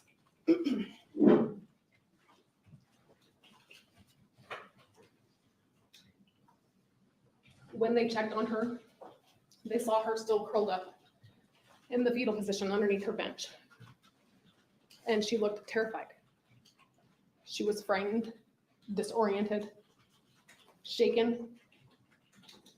And that really struck Mr. Lasso because he's known Ms. Holthus his whole life. And he's always thought of her as a tough cookie. But in that moment, she was scared.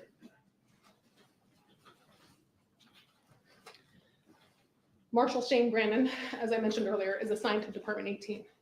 He's been assigned to that department for approximately 2 years. As the court marshal, he is responsible for maintaining order and safety in the courtroom during calendars. Because of a previous incident that he had where an out-of-custody defendant tried to flee from the courtroom, it became his practice to stand exactly there. The doors behind him that you see in this photograph are the public entrance and exit doors. So he stands there to prevent defendants from fleeing the courtroom if they don't like the outcome. Like Mr. Lasso and Mr. Scarborough, he realized that Judge Holthus was not going to give Mr. Redden probation. So he made his way directly behind Mr. Redden, at which point he intended to handcuff him to remand him into custody. He unclasped his handcuffs, and immediately Mr. Redden bolted across defense counsel table. When you watch the video, you'll see that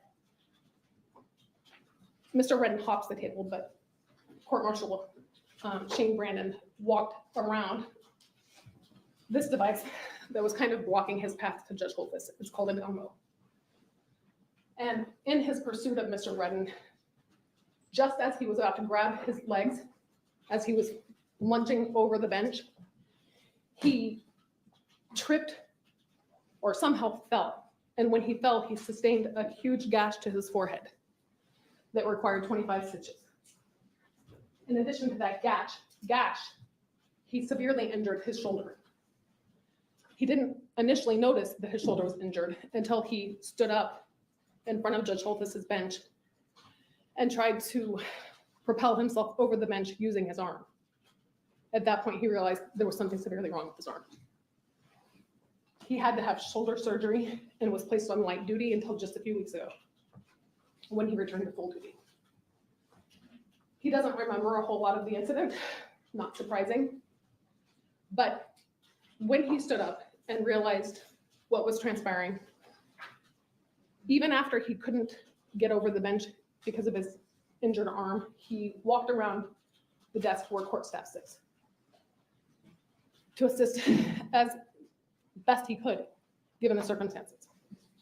He passed his handcuffs off to Officer Cabraldo and helped try to restrain Mr. Redden.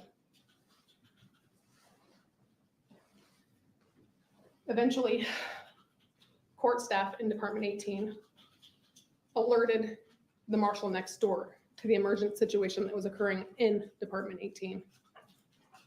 He is the court marshal assigned to courtroom 3E, which is directly to the left of Department 3F, which is where Judge Holthus's courtroom is. Court staff walked into the courtroom. They were in session, just like Judge Holthus, and said, "We need you now. It's an emergency. Please come now." So he walked out one of the rear exits to the courtroom like that, and then walked into the rear exit of the courtroom where these events were unfolding. When he walked in, his entrance into the judge's bench area was blocked because her chair, the law clerk's chair, had all kind of piled up right there. He moved them, and when he got to Mr. Redden had one handcuff in the cuffs and one still loose. He was still resisting very hard, and they were struggling to get the cuffs on him. So he took control of the loose arm so that the other individuals could get him in handcuffs. Once the defendant, Mr. Redden, finally calmed down to the point where they felt comfortable relocating him, he was taken to the holding cell just to the side of where the court staff sits. And once he was in the holding cell, Marshal Bachhuber and the other marshals that were down there at this point did what they needed to do to document what had occurred in the courtroom.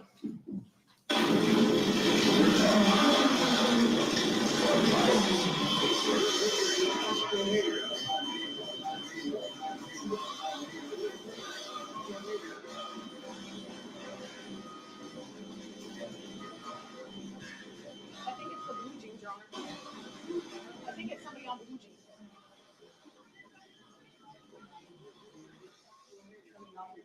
I think it's someone on blue jeans. Oh, it's somebody on blue jeans? Can you get them?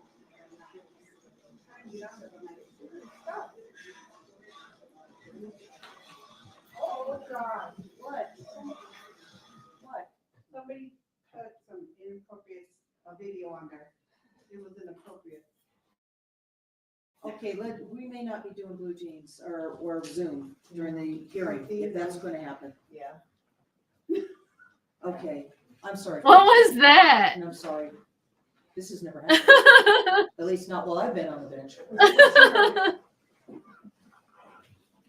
Anyways, going back to where I was, Mr. Redden sat in the holding cell outside of the courtroom for approximately an hour or so before Marshal Bachhuber, Marshal Rawlinson, and their lieutenant escorted him to the Clark County Detention Center.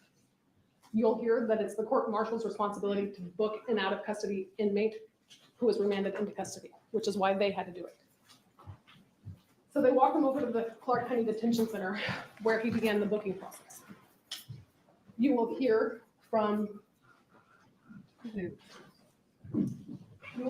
Correctional Officer Darren Wiegum and Correctional Officer Almas Cabrera. that during the booking process, an inmate sees both psych and classification. And that's done for the purposes of determining where to house these individuals. When Mr. Redden was seen by psych on January 3rd of 2024, he reported homicidal ideations. Specifically, the report indicates, in regards to homicidal ideation, patient stated, only the judge, she sentenced me to prison. He denied having a plan to harm her. He also denied thoughts or intent to harm officers or other patients, or anyone other than the judge who sent him to prison. Ultimately, because of his expression of homicidal ideations, they determined it would be best to house him in Unit 2C. You will hear that Unit 2C is the unit where they send people with homicidal ideations, among other things. But with regards to his classification in 2C, it was because of his statements. So officers Darren Meekum and Thomas Cabrero went to transfer release, where the defendant had been waiting for classification. They were tasked with the responsibility of getting him dressed out into his Clark County Detention Center uniform, as well as performing what they refer to as a strip search. You'll see the video of them in the area, but there's no audio. Officer Darren Meacham is the taller individual standing at the front. Officer Cabrera is the individual off to his left. And when they walked into the cell, it was a single person cell. He was by himself. They observed him casually laying on the bench with his hands behind his head. They gave him commands, told him what they were there for. Oh yeah, that was Neo. And he's got to make his appearance. He just turned 12. Sorry, I'm moving so slow. I'm kind of sore today. I tried to kill a judge.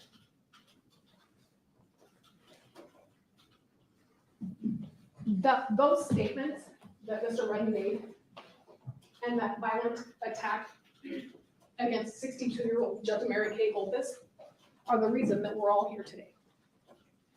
And when the state is done presenting its evidence, we are going to ask that you return a verdict of guilty as to the only charge in this case.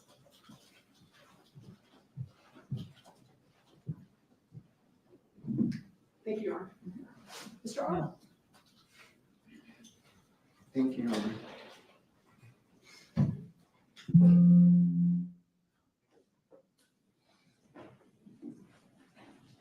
Do you want me to get back on Zoom or now?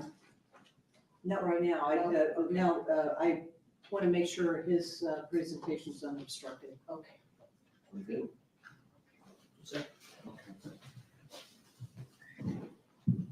May it please the court, counsel, ladies and gentlemen of the jury, thank you for your time and attention. 3.7 seconds. 3.7 seconds. That was when the officer unclaps the handcuffs. My client heard it, turned and looked at him, and made a move for the bench. This all occurred in 3.7 seconds.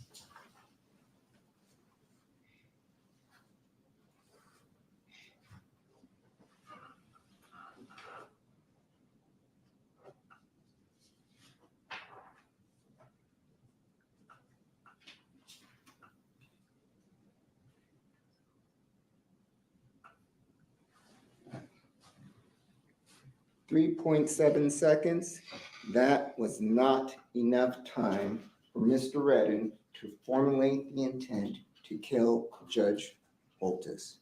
Remember what this case is about. There is one count of attempted murder. And for there to be an attempted murder, there has to be intent to kill. As everything else in life, the story didn't begin on January 13th. This story actually occurred on April 13th, 2023. This is when Mr. Redden was first arrested for what brought him in front of Judge Holtis. And basically, Mr. Redden was arrested for swinging a metal baseball bat at his brother-in-law. What was he charged with? He was charged with assault with a deadly weapon. He was also apprehended by the police, and he was taken into custody.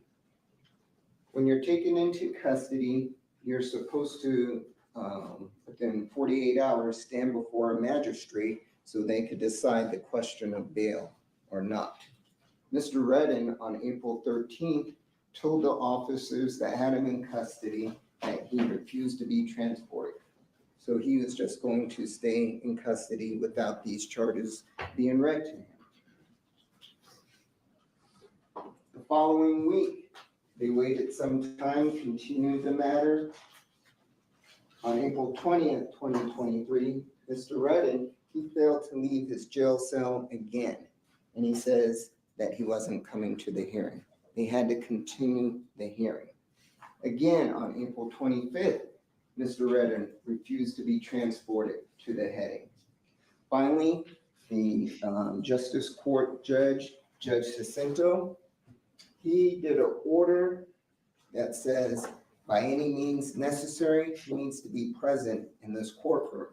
So on April 26th, the officers got Mr. Redden and he was present. The judge then, he's handed the charges. The judge asked him if he understood the charges. Mr. Redden didn't even respond to the judge's questions, even though he had a copy of the information, which was assault with a deadly weapon, on his person. And not only did he not answer the judge's questions, he became disruptive in the court proceedings. At this point, again, we have almost a week plus that we see this individual not coming to court. Once he gets to court, he's being disruptive and he's not participating in the court proceedings. At this point, his attorney, which was a public defender, then petitions the court to send him to what's called competency court.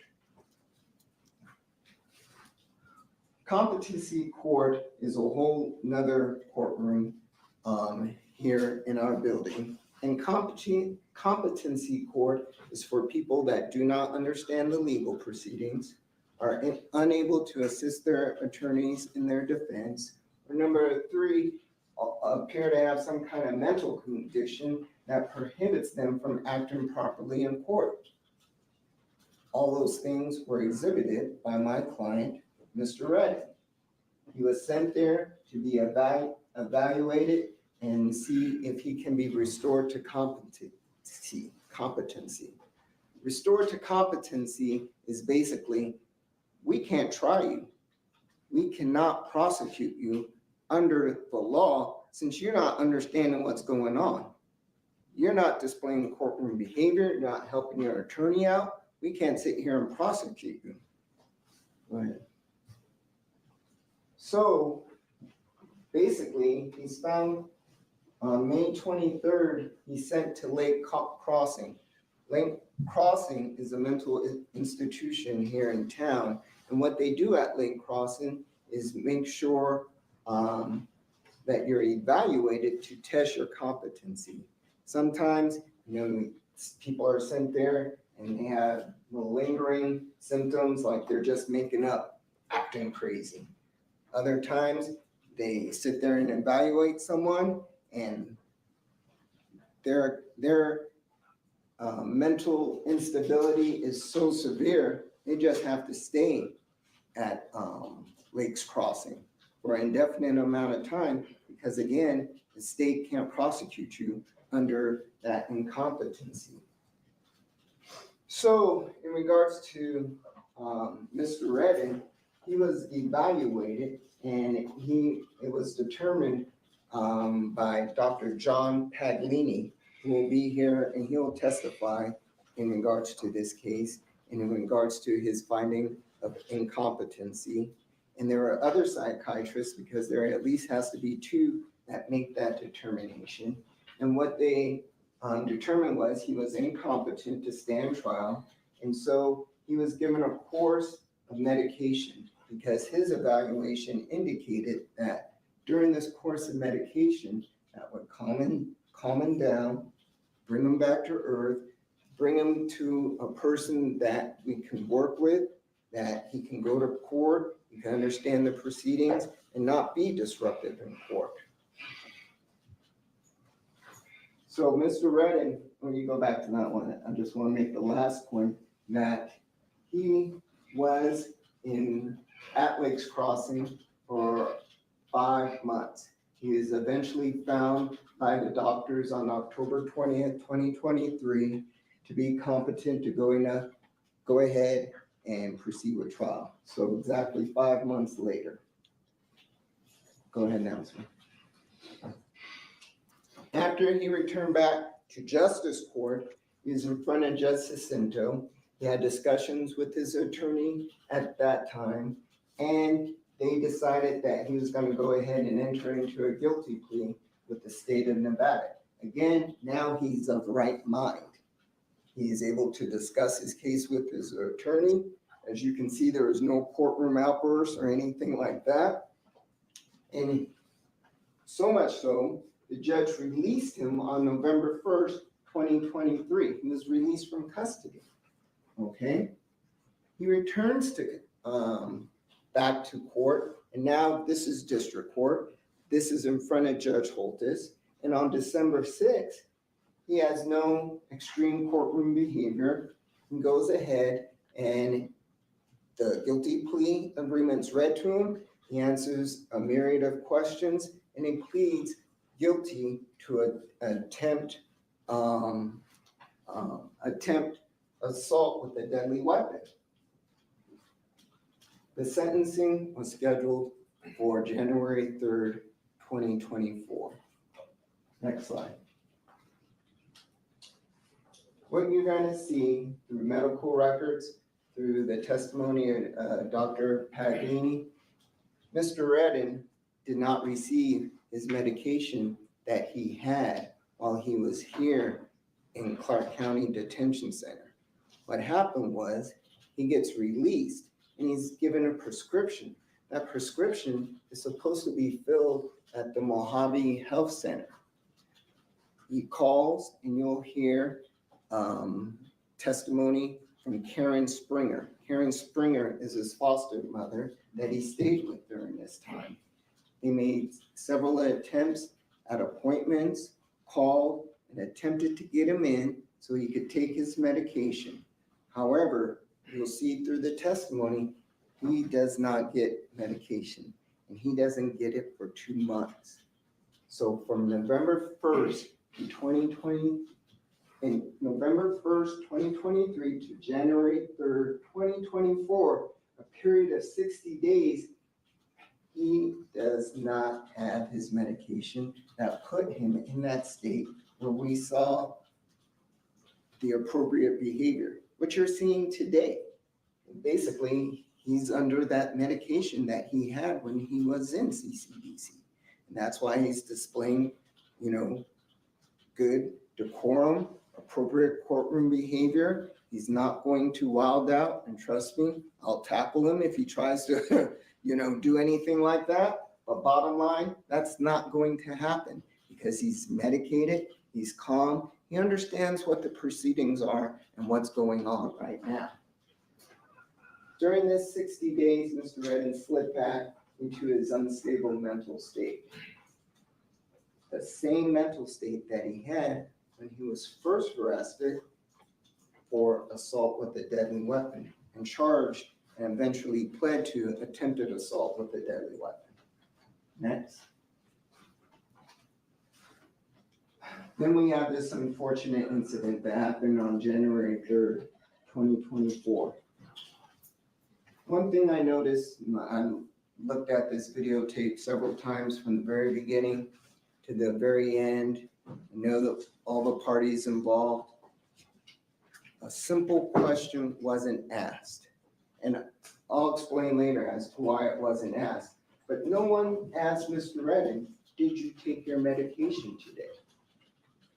His attorney didn't ask, the prosecution didn't ask, nor Judge Holtis asked. I'm not saying this is anybody's fault. It simply wasn't done. So he comes into court and nobody knows what his real mental state is during that time. Nobody knows that for 60 days, he's been having paranoid thoughts. Nobody knows that he's been staying at home, not going out into the public, and different other things that were discovered by Dr. Paglini that he'll discuss. Mr. Redden did not intend to kill Judge Holtis. The evidence will show that Judge Holtis, she hurt her head when she struck the wall that was directly behind her, similar to this wall. She also was hurt when she fell on the floor. You'll see pictures. She wasn't significantly bruised. She was bruised, but it wasn't significant bruises.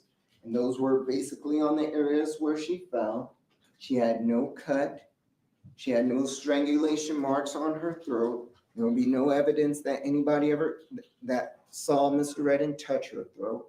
We'll have specific evidence of where his hands were placed right before he was pulled off of Judge Holtis.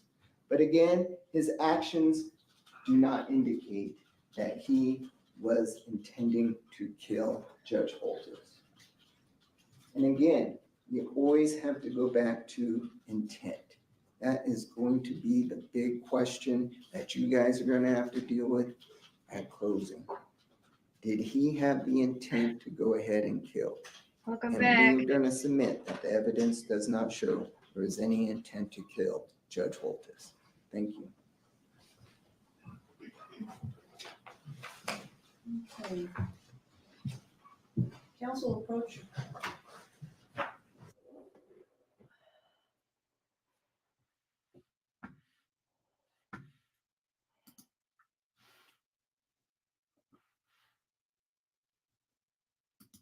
This is the one where he leapt across, like parkoured across the desk and the judge's bench and attacked the judge. This was when did this happen? Earlier this year, right? Let's see. Is this all they do is opening? Yeah, so we'll go back to the opening. I'll show you Kirsten. Oh, wait.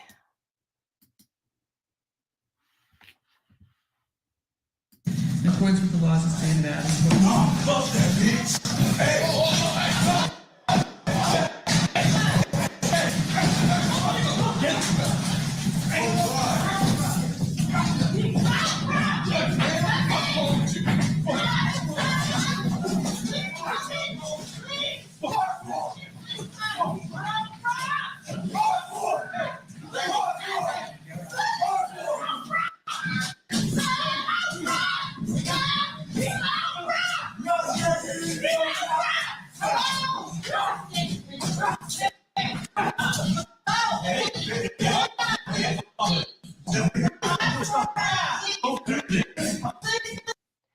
So, yeah, okay. Yeah.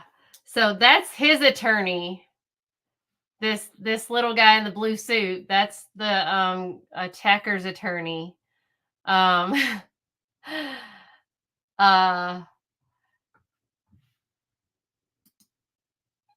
was wild. I mean, he just like came out of nowhere. But what was crazy is he was just telling her, like, before she sentenced him, he was like, I'm in a good headspace. I feel mentally well. I have a job. I would like to stay on probation. Like, he was very convincing about, wanting to not get sentenced to jail. And she was like, no, man, I just can't. Like, with your background, there's no way that I can you need to be taught a lesson this time. Like, I don't know what his record was, but apparently it was bad enough that she was like, no, probation clearly isn't doing for you. So he just went off. But apparently he's a schizophrenic, and he wasn't on his medication. I personally, and this is just me, and you guys, would love to hear your thoughts on this, but I personally don't think that the attempted red rum is going to fly. I think obviously the assault, the battery, or whatever other charges they have on him, but I don't think the attempted red rum is going to go. I don't know. What do you guys think about that? I think he attacked her. I think he assaulted her. I don't think the attempted red rum is going to fly, because I don't think that was his actual. I don't know. Maybe it was, maybe it wasn't, but I don't think that that's actually what he was. I think he just was trying to go after her. Yeah. Do you think so too, Trial Junkies? They're just kind of overt. They're just throwing on charges, because he did plead guilty to all the other charges except that one. So that's what they're going to trial on, is the attempted red rum. So I kind of feel like that's a stretch. What do you think? I think if he's indeed schizophrenic, I don't think jail is the place for him to be. I think probably a mental place is for him to be, like a hospital. That would be better. I don't know. This is where things get kind of gray.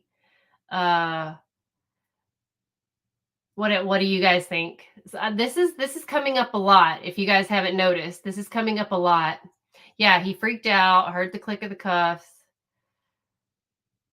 Right. I mean, but here we go with the mental thing again. So cops are not trained for mental issues or for what ifs in the mental world. So yes, I agree.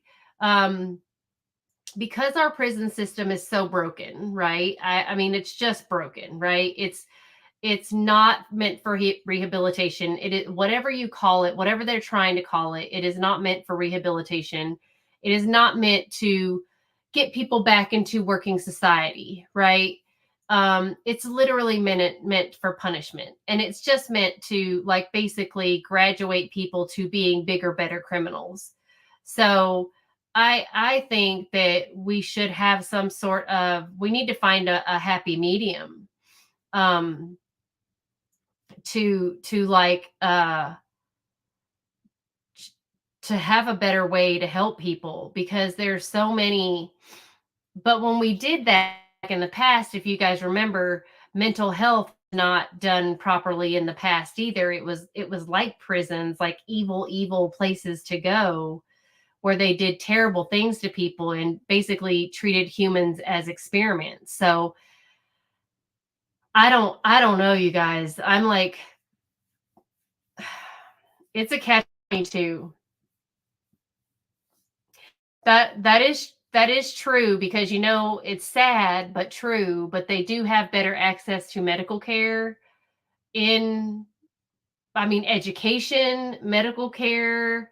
They're getting food, a roof over their head. It's weird, but there's no rehab. There's no rehabilitation is my problem with the prison system is they may be getting medicated. They may be getting,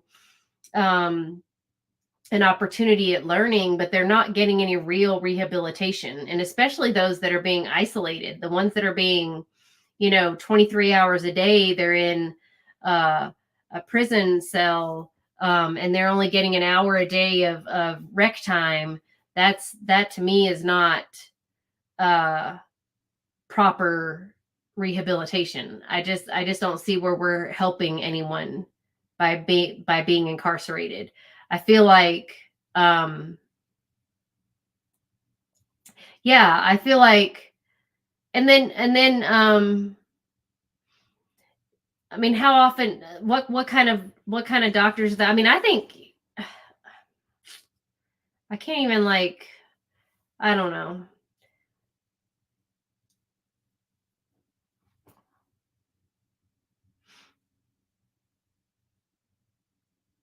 Yeah, that's, I mean, yeah, what if they do put them on medication and they do get out and they can't get it when they get out? I mean, I don't know. I think it's just our whole system is really screwed up. I mean, like, just for, I mean, I'm not in prison, but my procedure yesterday, we had to drive 2 hours to go to get my procedure done because um my insurance wouldn't pay for me to get it done here because I have a Aetna HMO. So we had to drive 2 hours to go get this procedure done. And I mean, I could have gone 20 minutes away to get it done, but we had to drive 2 hours. So it's almost like it does. It's a one half dozen of the other. It's catch 22, So, oh, I couldn't imagine. I could not imagine being in, I mean, just listening to Michael talk about, hey, David, how are you? Just listening to Michael talk about county jails are worse than prisons. He actually says that the prison he's at, or where he's at right now, the holding place, is so much better than the county jail. I mean, there they were dealing with roaches, rats. It's disgusting. And even Perna was telling me just to go visit him. She couldn't. She was like, I have to leave because there were rats there. They put him in a room and she couldn't even do her like attorney client stuff because the rats are just disgusting. So it's terrible. So I mean, the conditions are absolutely unlivable, and they don't have heat. They're talking about in Texas, the prisoners are basically protesting because there's no AC, and you know how hot it is here. Oh yeah, I mean, it's just awful. So I don't know what we need to do to rehab people, but I think that's much more like what we need to do is rehabilitate, because some people stay in prison so long that's all they know is prison. Like what the heck? Like how do you expect them to assimilate to real life again if you don't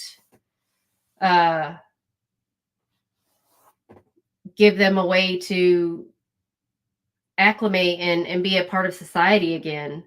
And then I feel like for some people who have certain felony charges, like when you can, some don't want rehab. That's true. That is very true. Some don't want it. Some just want to become better criminals. But like, I mean, what if you're just a young person and you make a really, really stupid mistake and now you have a felony on your record for the rest of your life? And then you can't get that off. And it's so hard to get a job because you have a felony on your record. I mean, I don't know. I don't have answers. I'm just like asking questions. Like, what can we do to make some of these kids who hang out with the wrong crowd and they make poor choices and then they go on and they want to do something with their life? I mean, it's hard.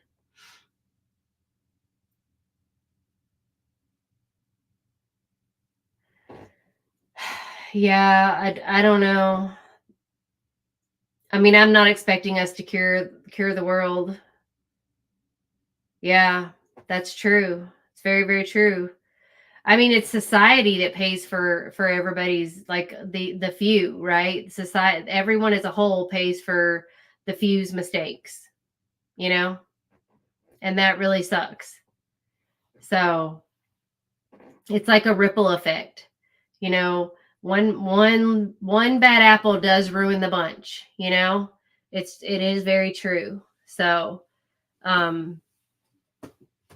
I just wonder how long.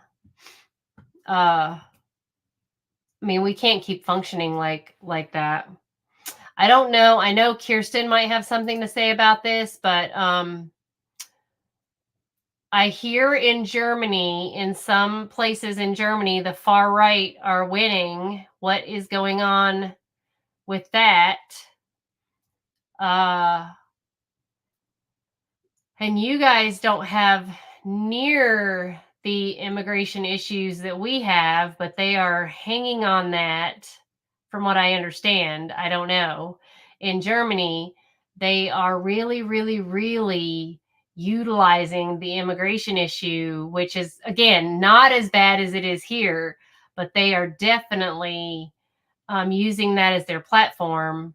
And the far right is starting to win. Yes, which is kind of scary. But, I don't know if any of you guys know this, but they made this movie. I didn't even know they were making it, but it was so good. Very well done, called Reagan. And it is so wild to have lived through that time and lived in Germany through that time. But to watch the movie, and they actually did some like flashbacks of some stuff, and like it's just wild. But to hear the things that are said in that film, and to see the things that are happening in that film and live through it, and then to hear what's happening now, it is like, whoa, history repeating itself. It's just absolutely wild. I mean, I don't know if you guys yeah, I mean, but it's just wild. I can't believe. And then just hear that the far right is kind of making a comeback over there. It just baffles the mind. I mean, I remember living in Germany when the wall was up, and having the Germans, like, it's just crazy. I can't believe that this is happening. And then I heard they had some motions for Donna Adelson.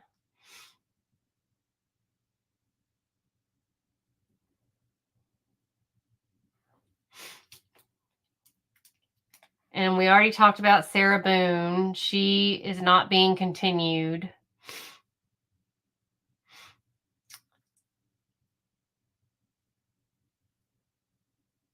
And then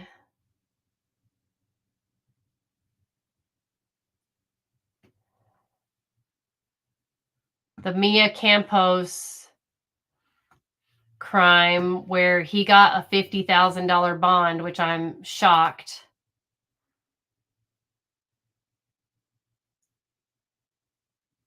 Really, that's interesting. I mean, we have stuff going on here, but it's not just immigration. It's just this whole country is just crazy. Yeah, I mean, I think you just can't win. I just hope it doesn't go too far, because I mean, I don't know. It's pretty wild.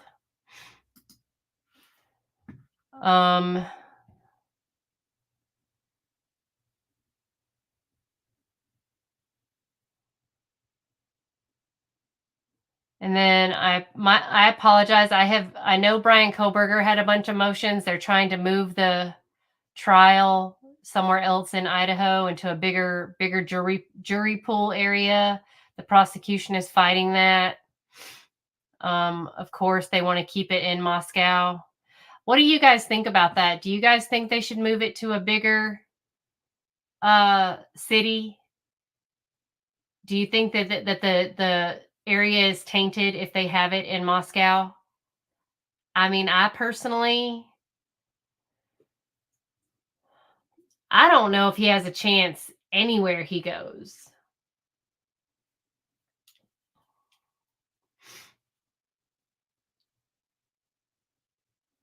Yeah, so far I hear in Germany, it's not in like major parts of Germany, but it could be. It's in like smaller areas, but it could be.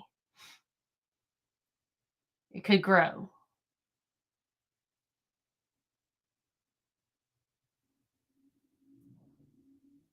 But Brian Koberger, they want to try him in the same place they did the Daybells. And of course, the prosecution says that it shouldn't matter. They're wanting to basically import jurors instead of export the trial. So what do you guys think about them moving the trial to a different jurisdiction for Koberger? I mean, it's such a high profile case. I don't know.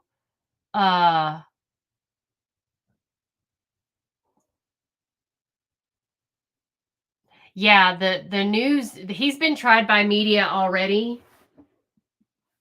But I don't know all the detail. I haven't seen enough evidence, but mind you, we've only been told what the media has given us. So, I mean, I would really like to see the evidence in the trial. I mean, all we've seen is some grainy car footage and from what they say, the knife sheath.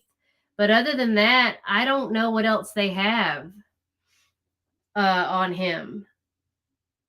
Yeah, everyone knows about it, right? Trial junkies. I'm like, the whole dang world knows about it. It's craziness. So wherever they move it, everyone's heard about it. So my thing is, though, is that the media has already made him guilty. I mean, the way they carried him out in the green bulletproof vest, I mean, that they really have like made him look like he has no chance. And I don't think that's very fair. I think it's actually, as much as I love, don't get me wrong, as much as I love watching these trials and I love being able to do this. Yeah, so they did say his DNA is on a knife sheath, but does that mean he was there? Could it be that someone had his knife? I mean, I don't know. Or was he there and was it someone else? Because my question is and it always has been, is how do you control 4 adults in different rooms?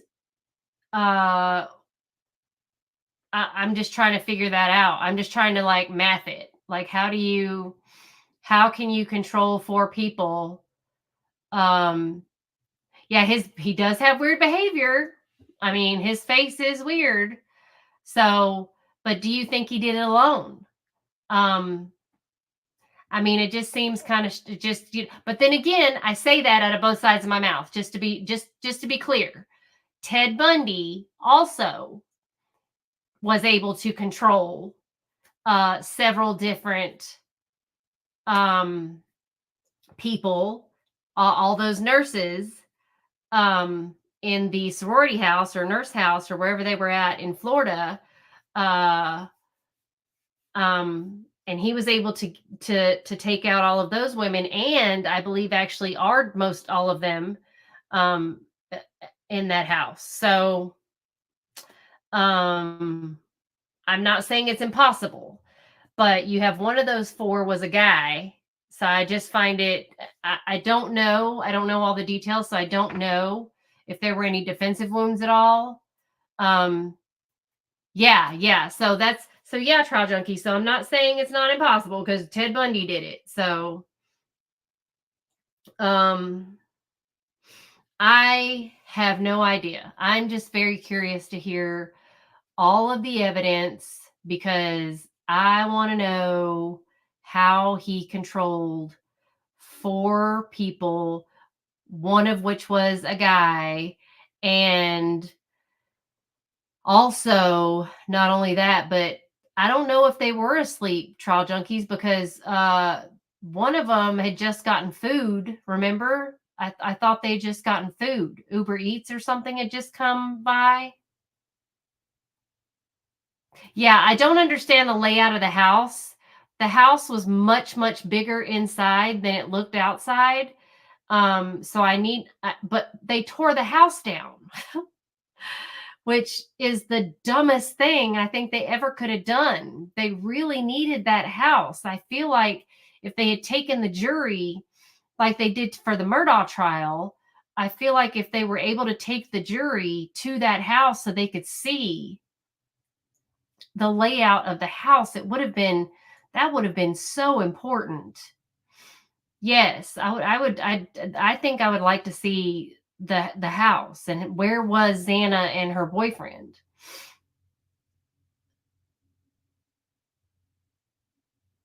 Yeah, I'm just curious as to how this all occurred. I want to know. I'd like to know their theory. I'd like to see what their case is going to be. But this has been going back and forth for a while, and he did waive his right to a speedy trial because he says he's innocent. So, or he says not guilty, or he doesn't say anything. Actually, he's not saying anything. Yeah, the tearing the house down was very, very, very, very odd. I just think that was a big mistake. I think they let their feelings get in the way of the evidence. I also, I did a video short a long time ago of all the cross contamination that I could see when they were taking out. Oh, okay, yeah. You'd have to share that. I know they did, which I just think was not really, that shouldn't have been their decision. I don't think that the police should have released it. I don't think the court should have released it. I think they should have kept it for the trial because I think they should have had it still marked as evidence because that is very, very important piece of the puzzle. I mean, not only that, but I'm trying to figure out, like, in one of the crime scene photos, there's blood coming out of the house out toward the bottom of the house outside. I'm just curious how I hope they took good pictures, but they were carrying out evidence, like they were carrying out items of stuff of that house all mixed together. So whose was whose? Whose stuff was whose. They were passing it back and forth to each other, all went into the same U-Haul truck. Nothing was bagged, nothing was tagged. You had closed baskets of stuff going out. Oh, okay, because I like people who can do models and reconstructions. I haven't got there yet. I wish I could do that stuff. Yeah, I like when people can do that.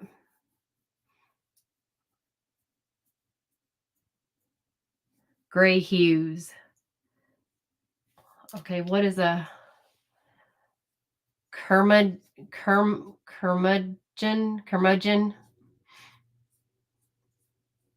What is a curmudgeon?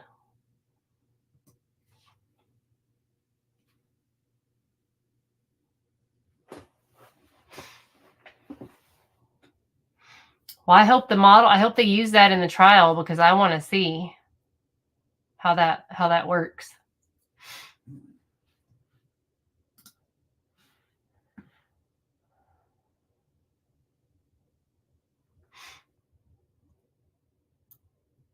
Okay, so they had Corey Richins. When is she going to trial? Does anyone know for certain when she goes to actual trial?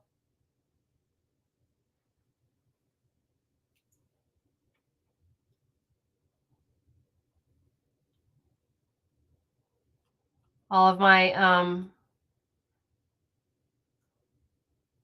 on the ball people out there.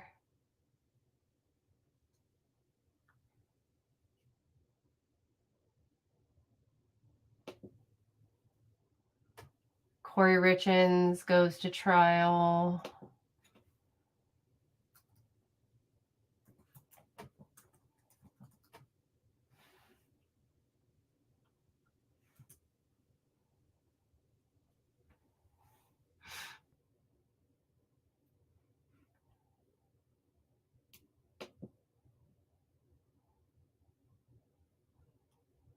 Her trial is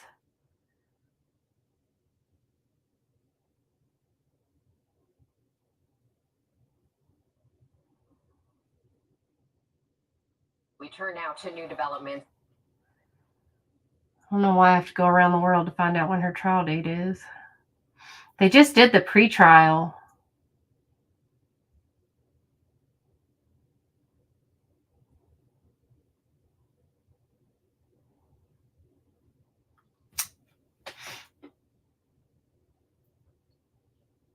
Oh, what?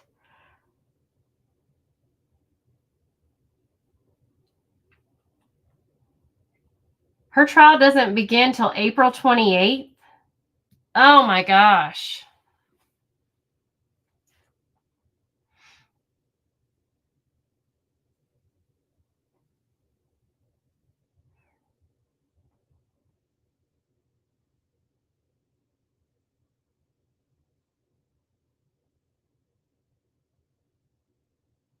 Is that right?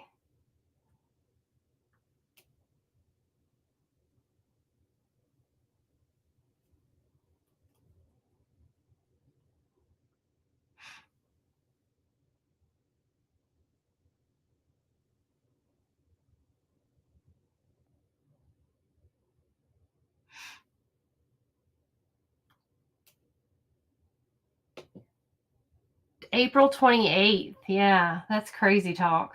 Why are they doing the pre-trial now then? That makes no sense. Okay, whatever.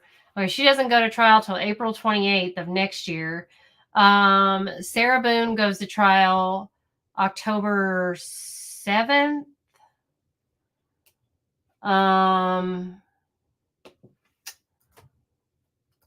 Who else are we waiting on to go to trial?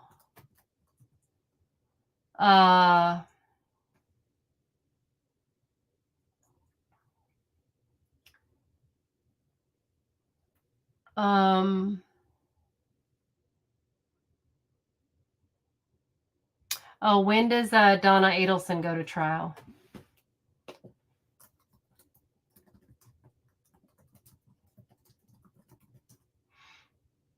September 30th, Donna Adelson starts jury selection. Yes. She starts jury selection September 30th. Oh, that's the end of this month. Oh, okay. All right. So she goes in April. Donna Adelson goes the end of this month. Oh man, Donna Adelson's going to run through Sarah Boone. So we're going to have to go back and forth. Who else are we waiting on? I need to make a list. Do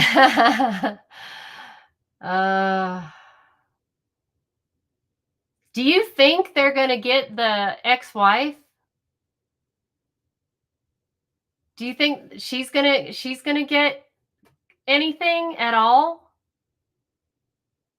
I mean, come on. Do you think she didn't know a thing?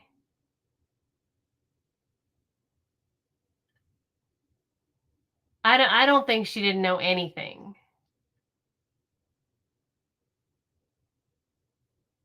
Yeah, that's what I'm saying. Like, Wendy, come on. And is it not weird? Did you notice that the guy she dated after her husband was kind of similar looking to her husband?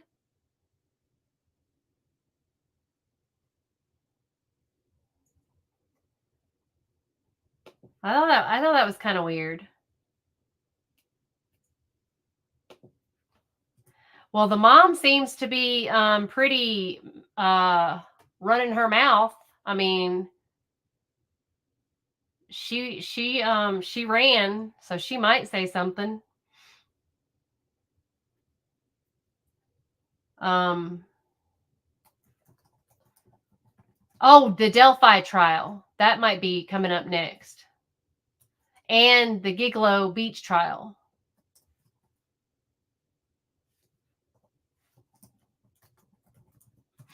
Those are also coming up.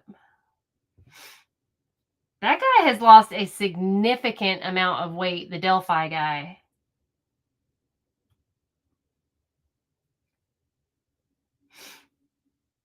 That's a weird trial. I mean, that's a weird. Do you really think it was like a ritual? I don't know.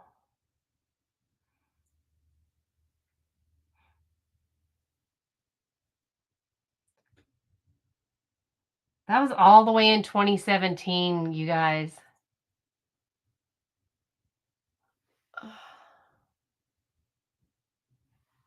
Yeah, I think that whole family is crazy, man.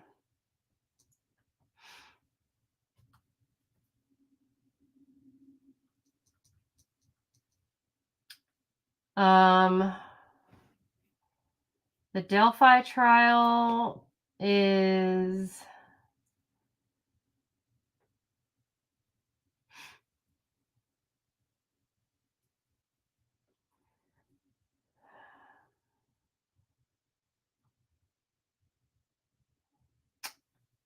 I'm looking.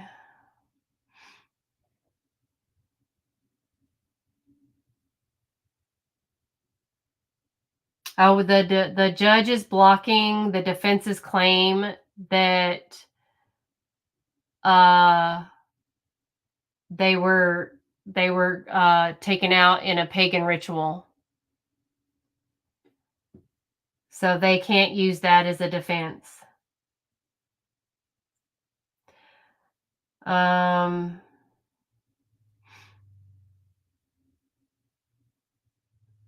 It does not say when this is going to trial, though. So I'll just keep watching for that. The Gigolo Beach trial. They keep finding, October. Did you say October? October? Dang, we got a lot of trials in October.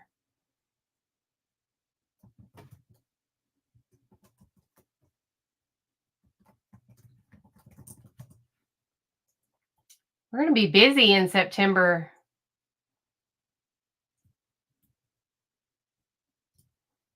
The Delphi trial, is that what you're talking about? Trial junkies? I mean, I thought you could do whatever you wanted in a defense. Like, am I wrong? I mean, insanity is one thing that you have to be able to prove insanity. But I thought as far as a defense, like you can pretty much, because it's a defense. Yeah. Okay. So October 14th is done. All right. Let me. All right. Let me write all the shenanigans down. We got a busy couple months. Okay. September 30th starts jury selection on Donna. That's Adelson. But that's going to run right into October, which is Sarah Boone.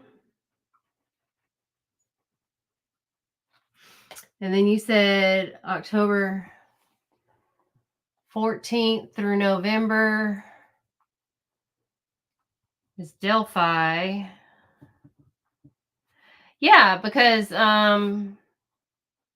I mean, it's your defense. You can do whatever you want, right? Like you can not defend. You can sit there and not call a single witness, ask a single question. You can pretty much do whatever you want. It's your defense because it's totally up to the prosecution to prove beyond a reasonable doubt.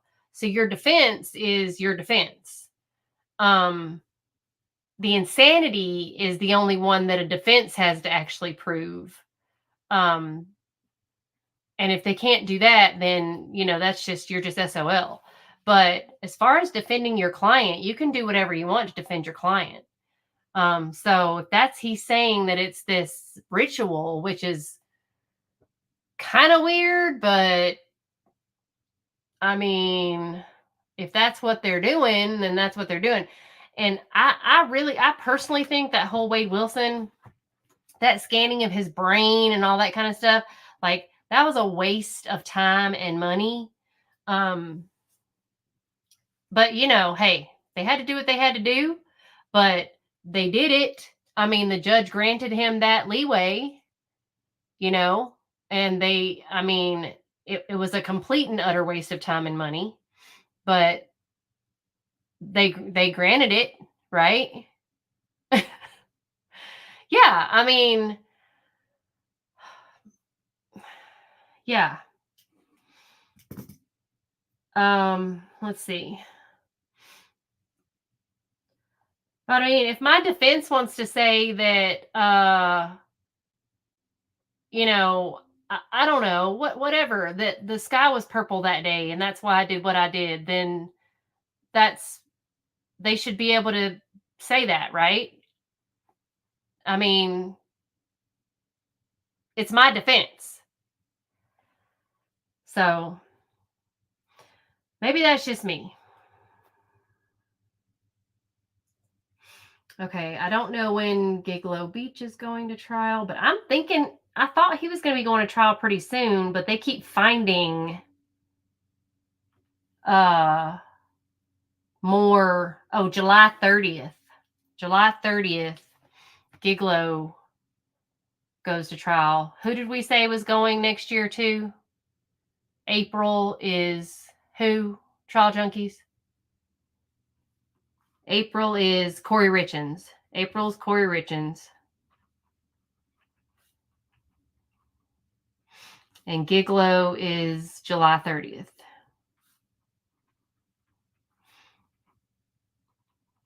Okay. All right. So, yeah. Yeah. And also because the Delphi case is already, I'm just saying it's already questionable. Only because, I don't know what proof they have this guy did it, because what do they have? Can y'all tell me, catch me up? Because I honestly don't know. Like, that picture is very grainy. Is this the guy? Do y'all think this is the guy? Oh, yes, and Karen Reed. God, that nightmare. And then we're waiting to hear about poor Sandra Birchman. So we'll keep a radar on that. We have so many craziness things going on in the world. Oh, you said DNA? How did they finally come up with that? Okay, I need to look at that. Okay, DNA for Delphi. Are they sure? Did he? But now he's saying,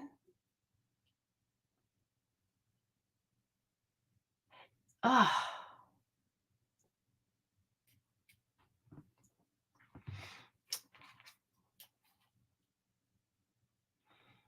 I just think it's so awful. And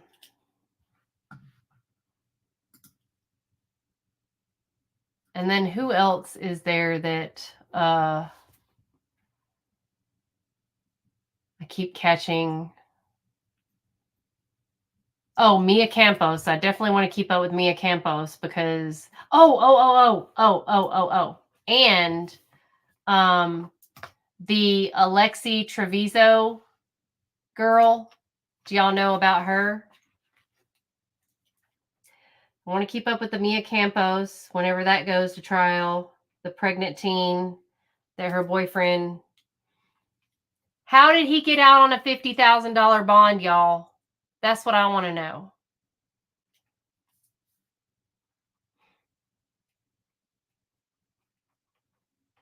And Carly Gregg. Oh, Carly Gregg.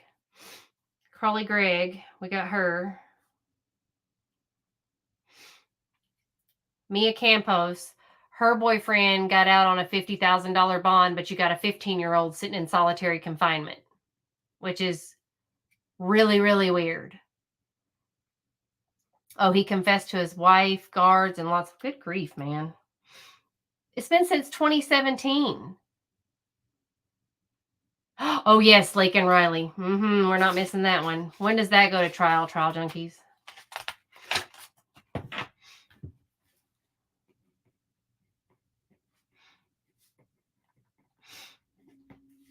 Jose Ibarra, that's true. I don't want to miss that one.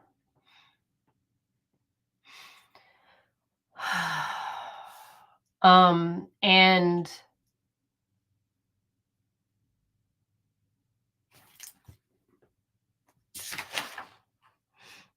what else was I saying?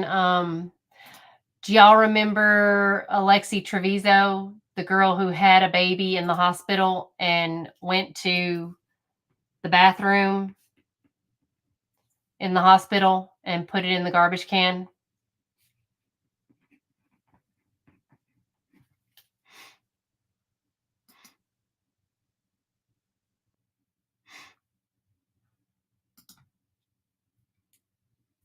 Okay, man, we got a busy winter.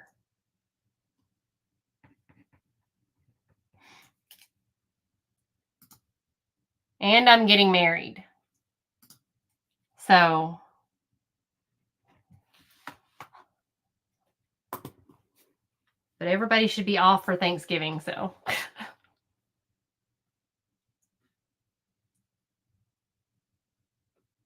Okay, man, we got October. October is busy, y'all. I need to get healed up. And I have another procedure in October. October is busy. We're going to be seeing a lot of each other in October. Oh my gosh. Yes, so this one is the did y'all seen this one, right? This I want to see.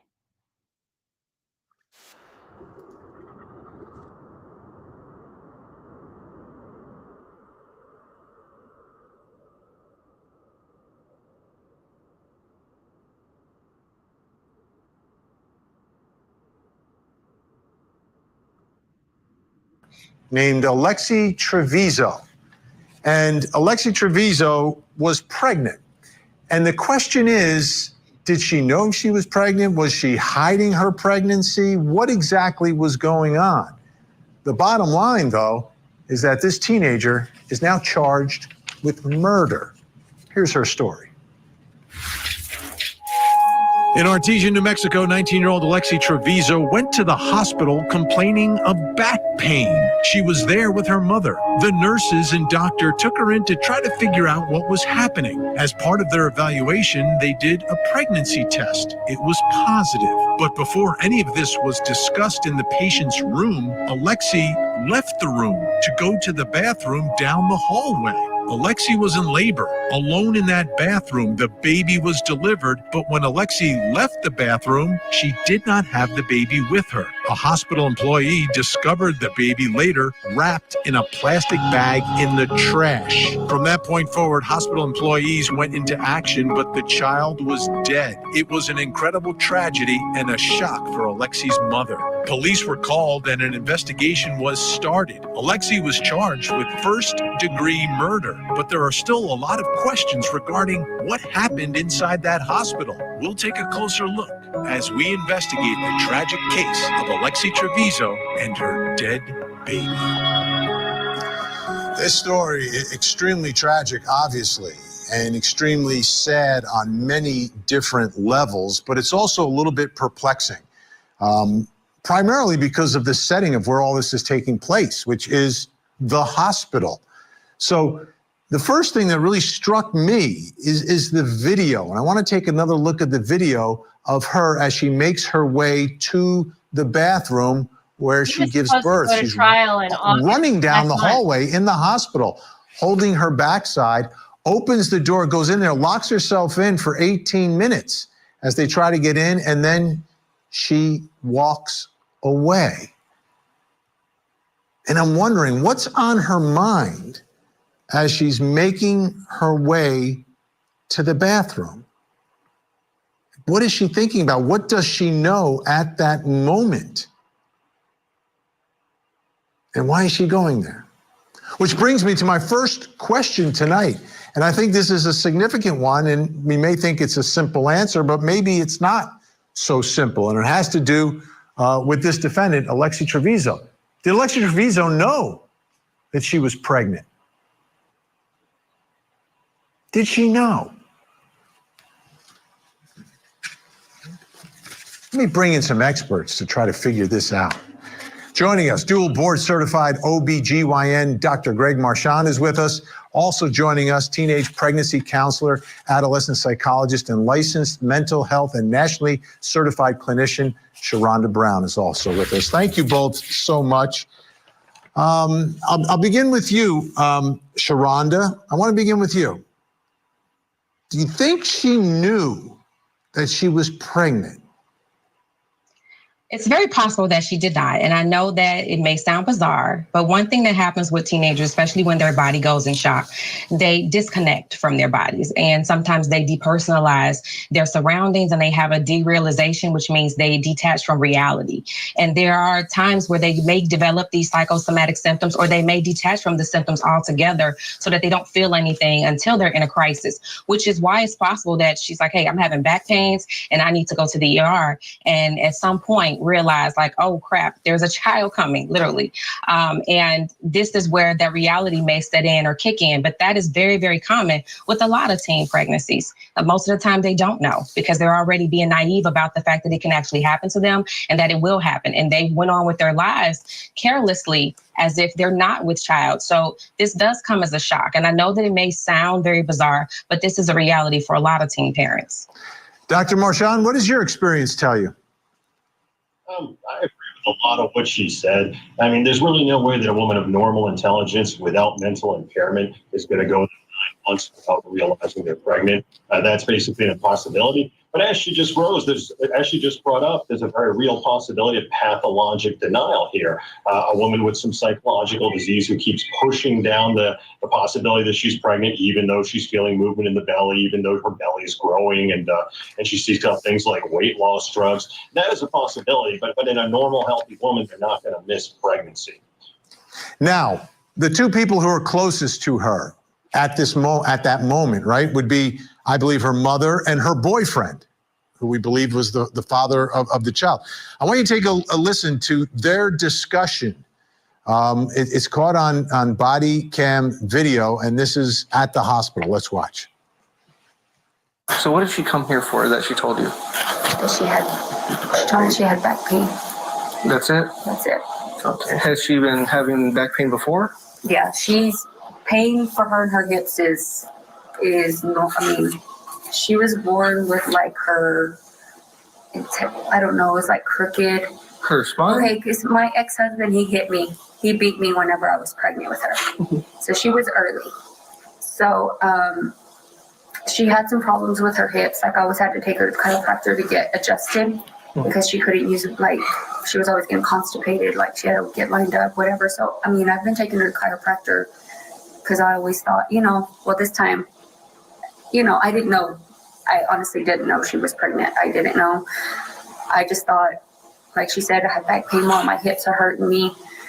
I think I need to go to the chiropractor. I said, okay, let's go tomorrow. But she was like in really a lot of pain and, When did it start? Like the pain? Yes. Yesterday she said it was really bad, that her hips were hurting and her back.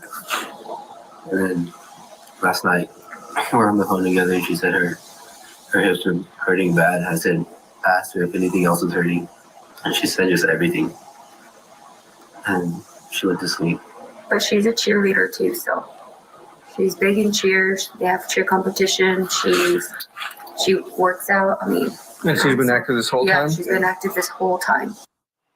Doctor, how about the fact of being active the whole time? What sort of impact can that have on your knowledge or the way you feel?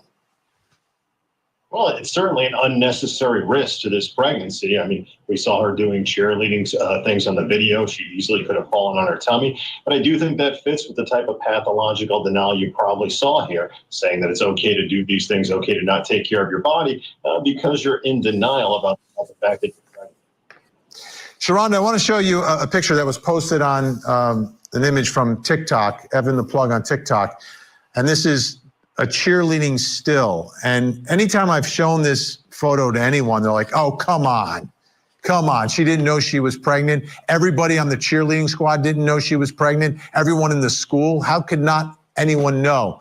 What do you see when you see this photo? I mean, I see a belly. I see possibility of pregnancy. But someone who's in denial, you have to understand denial is a very, very powerful thing, especially when it's not on someone's radar. If you go looking for a red M&M in a pile of purple greens, you're looking for the red M&M. How about for the people around her in her life, Sharonda? I hate to cut you off, but how about the people around her in her life? If they see this? I think it's possible that they too can be in denial, especially if there's the concept. You have to think too, there are a lot of families who do not talk to their children about sex, who don't talk about what you're supposed to do in the event that you have unprotected sex. So no one is going to admit that this is a possibility. And it's not because it's not reality, it's because it goes against their reality. And people will advocate for their reality. They will fight for their reality to stay whatever they think it is. Even if it says, I can see this belly, it's possible that she's pregnant, but I don't want to address that because we're not even supposed to be having sex unprotected. It's that powerful. These are the things I deal with regularly. I want to take a listen to what the charge nurse had to say in this. Again, this is a part of an interview in what happened here, but I think this is pretty insightful. It was a regular night. I remember she came in with back pain and they had put her in, they were going to treat her in triage 1 with some regular medications for back pain. But after the doctor examined her, she was a little concerned, I think, because of her heart rate, some other things. So she wanted to move her into a room and do a more extensive workup, which is what they did. He came to me and said there was some issues because they had ran a pregnancy test on her and they found out that she was pregnant. And she was adamant, the mother was in the room with her and was adamant they designed to. Did you see that? Or it was? No, Chris came to me and told me this was what was going on because we were having an issue. Okay. And he was worried about the mother, the dynamics between the mother and the daughter because the daughter was completely denying she was pregnant and the mother was relatively upset about that she was pregnant. So there are a couple of things that are interesting there, but first, Dr. Mershon, the fact that I guess it's not even obvious necessarily like to medical professionals that she's necessarily pregnant as soon as she walks in. So maybe you need the test to figure it out, that it's not just, you look at someone and say, oh, you're pregnant. No, that's not going to be the case. I mean, that's very unfortunate. A very poor level of medical care, probably malpractice. Now, I absolutely agree with everything my colleague has said, that this woman was in pathologic denial to convince herself. She used that denial to manipulate her family and hide her belly bump. But as soon as that physician examined that patient, should have immediately realized this is a pregnant woman, should have immediately realized this isn't a back pain issue, this is a labor issue. And then, of course, soon enough, one of the last signs of labor before you deliver is a severe pain in the buttocks that often feels like you're going to have a bowel movement. And you see her grabbing her behind there, running to the bathroom. That should have been picked up by the ER doctor. Absolutely. It's very, very unfortunate it wouldn't. Okay, so I just want to say that most of us all are women here, okay? But I know a lot of people who I didn't know I was pregnant with Seth until I think I was 5 months in easily before I knew I was pregnant.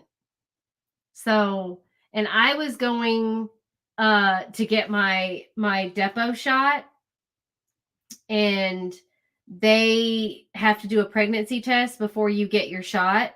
And they told me I was pregnant. And I was like, no, that's not possible. So I was pregnant. So there's sometimes you can be pregnant and not realize you're pregnant, especially if you're on birth control or some type of birth control or something that makes you not have a monthly cycle. You may not know. And then also, what if you're just damn bloated?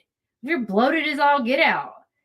I mean, sometimes you can look like you're about to give birth. I always joke about my stomach. When I'm bloated, I'm always like, dang, I feel like I look like I'm about to have a dang baby because my stomach is so fat.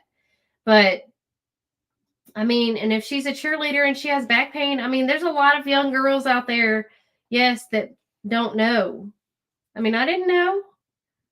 I mean, of course, when I was like big pregnant, I knew. I was huge.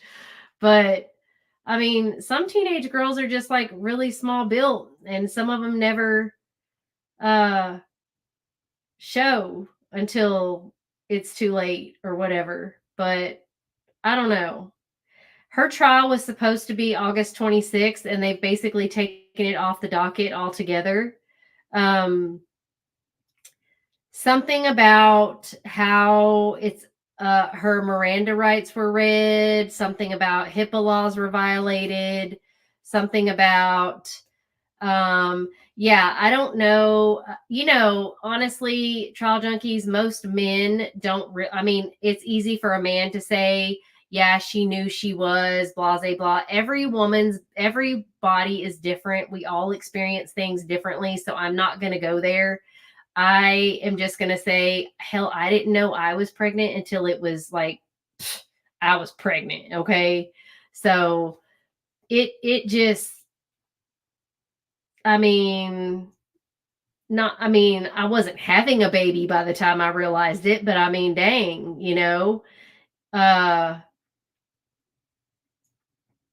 yeah, I mean, some people just don't, if you don't gain weight like other people do, or if you don't like, everybody's different, I mean, everybody's different. And I had back labor. Back labor sucks. Some people have like, you feel your body, your belly drop or whatever. Everybody's just different. So nobody can judge another person and their bodily experiences. And plus, if she's very active, like she might mistake certain pains for muscle pain or whatever else. So, you just never know. So I don't think that doctor, like most men, that's like men that are out there screaming my body, my choice. Man, shut the hell up. You don't know what your body, your choice means. You're a dude. So shut up. So obviously I'm pro-life, but I don't think a man should be out there saying jack crap because they don't know. So like that doctor sitting there saying that there's no way she didn't know. I mean, if you've never been pregnant before, how would you know? Like, especially when you're a teenager, you don't know what that's like. I don't know. It's just, I'm not saying what she did was right or wrong. Maybe she should be held responsible for the aftermath, obviously. Yes. Oh yeah. When my labor was in my back. It was all in my back. I had 4 epidurals because the back labor was so bad. So yeah, everybody is different. So you can't say everybody has the same, type of whatever. So I would say that possibly she should be held accountable for what she did after the fact. But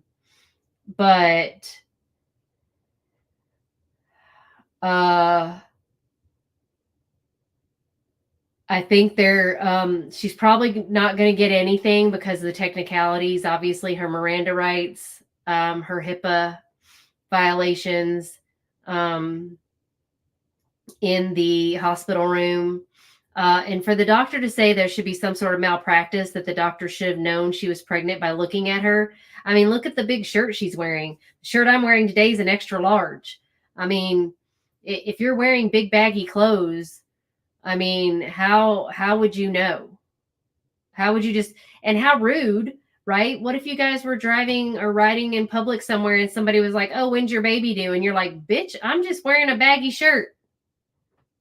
Like that's rude. So I would I don't know. And then this is similar to if y'all remember that little girl that had her baby and she buried her in the backyard after her prom. She was pregnant she didn't, I don't know if she knew or didn't know, but she was acquitted. And she named her baby and everything.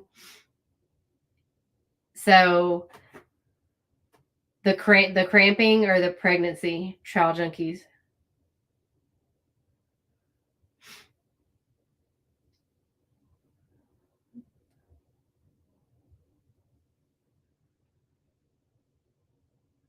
Yeah, it just depends on the person. So I wouldn't be putting too much stock into, I mean, and she was a very active person. I'm shocked that she was able to be that active all the way up until she had the baby, basically. But I mean, I guess if you're young, there's a lot of things you can do while you're young. But I mean, she was still cheerleading away all the way till the end.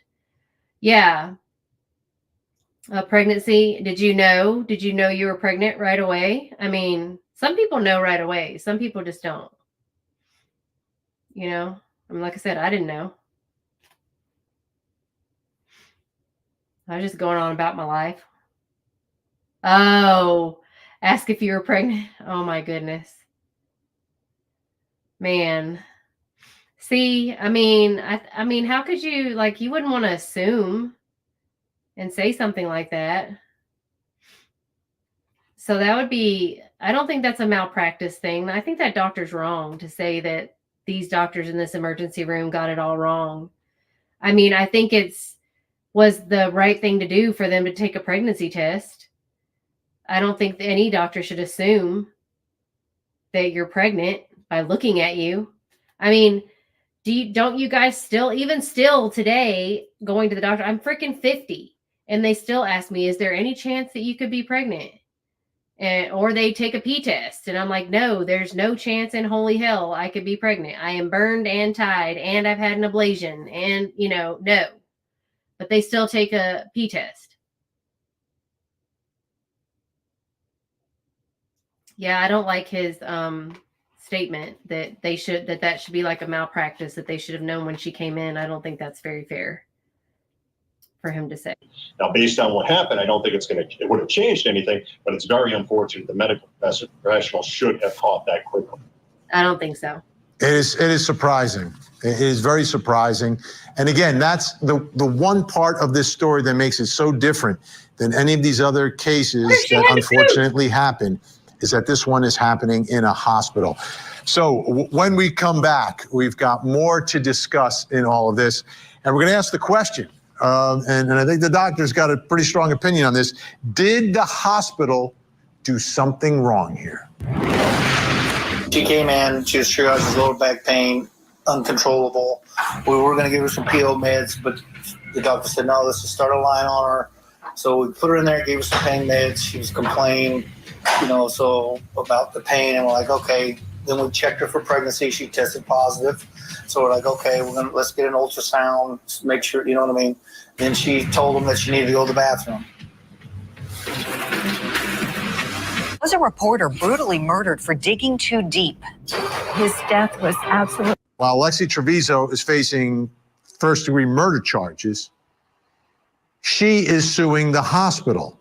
And in those papers, they've outlined a timeline of what they believe happened that day, that night inside the hospital. Let's take a look, because we've got it outlined for you here.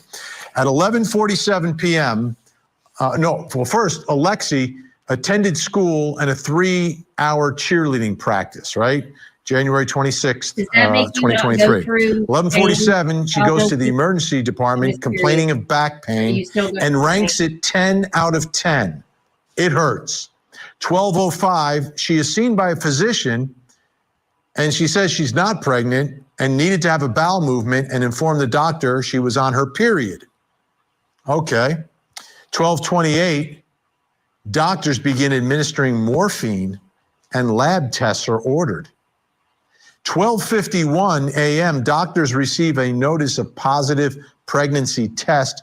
Morphine treatment continues. 1:39 a.m., Alexi informs the staff she has to go to the bathroom. Nurses remove the IV, and you've seen the video. She runs down the hall. At 1:57 a.m., Alexi exits the bathroom after giving birth by herself, locked in that bathroom. 2:38 a.m., the infant is pronounced dead. Now, obviously, we know what prosecutors think here. They think this is murder. She is responsible. But is there more responsibility here? And that brings me to my next question, which is about the hospital. Did the hospital do something wrong in the treatment, in the care, in the way they handled the situation? Still with us, dual board certified OBGYN, Dr. Greg Marchand. All right, where should we start? The way I want to go through this, I'm going to go through the timeline, little pieces. You tell me what you think should happen at that moment. If she complains of back pain at 11:47, 10 out of 10, then at 12:05 sees a doctor, says she isn't pregnant and needs a bowel movement, and informed the doctor she was on her period. What should happen there? At that point, the doctor, if they have any experience, should lay their hands on the patient and realize this is almost certainly a 9-month pregnancy or a very large abdominal tumor. You may not be aware of this, but occasionally teenagers can lie, and an ER doctor needs to be very careful about what they believe in the patient's story. And very quickly after that, they could have used an ultrasound probe to verify that they were pregnant or done a number of things, but they would have needed to really start moving the transport to somewhere where they had obstetrical capabilities. And my understanding is they didn't have obstetrical capabilities at this hospital. It's a little silly and disturbing that they had to wait until a pregnancy test came back and really didn't even seem to be suspicious of pregnancy on initial presentation when she showed up in back pain that eventually turned out to be labor. How about the administering morphine at 12:28? Obviously, she's in a lot of pain. I don't really have a problem with administering the morphine. That's not going to cause any problems with the pregnancy. It would be better to be monitoring the pregnancy. But at this facility, they don't have pregnancy monitoring capabilities, by my understanding. I'd also heard that she was given ketorolac as well, which is something you wouldn't want to use in pregnancy because of the effect on the fetal heart. So that may have been another mistake they made, although it wouldn't cause an effect immediately on the fetal heart. Had the baby survived, it could have caused problems down the road, but not immediately. Okay, this is a big one for me. 12:51, the test comes back positive, right? They get the results. The morphine continues, but at 1:39, they get the results 12:51. At 1:39 a.m., she tells the staff, I have to go to the bathroom. They unhook the IV, and she goes into the hallway and runs down and ends up locking herself in. Is that problematic for you? Not as problematic as missing the pregnancy to begin with. At this point, I assume the physician knows she's pregnant, but she doesn't seem to be in the final stages of labor. So there's no monitoring at this hospital. So they're not really making things more dangerous by unhooking her from the bed.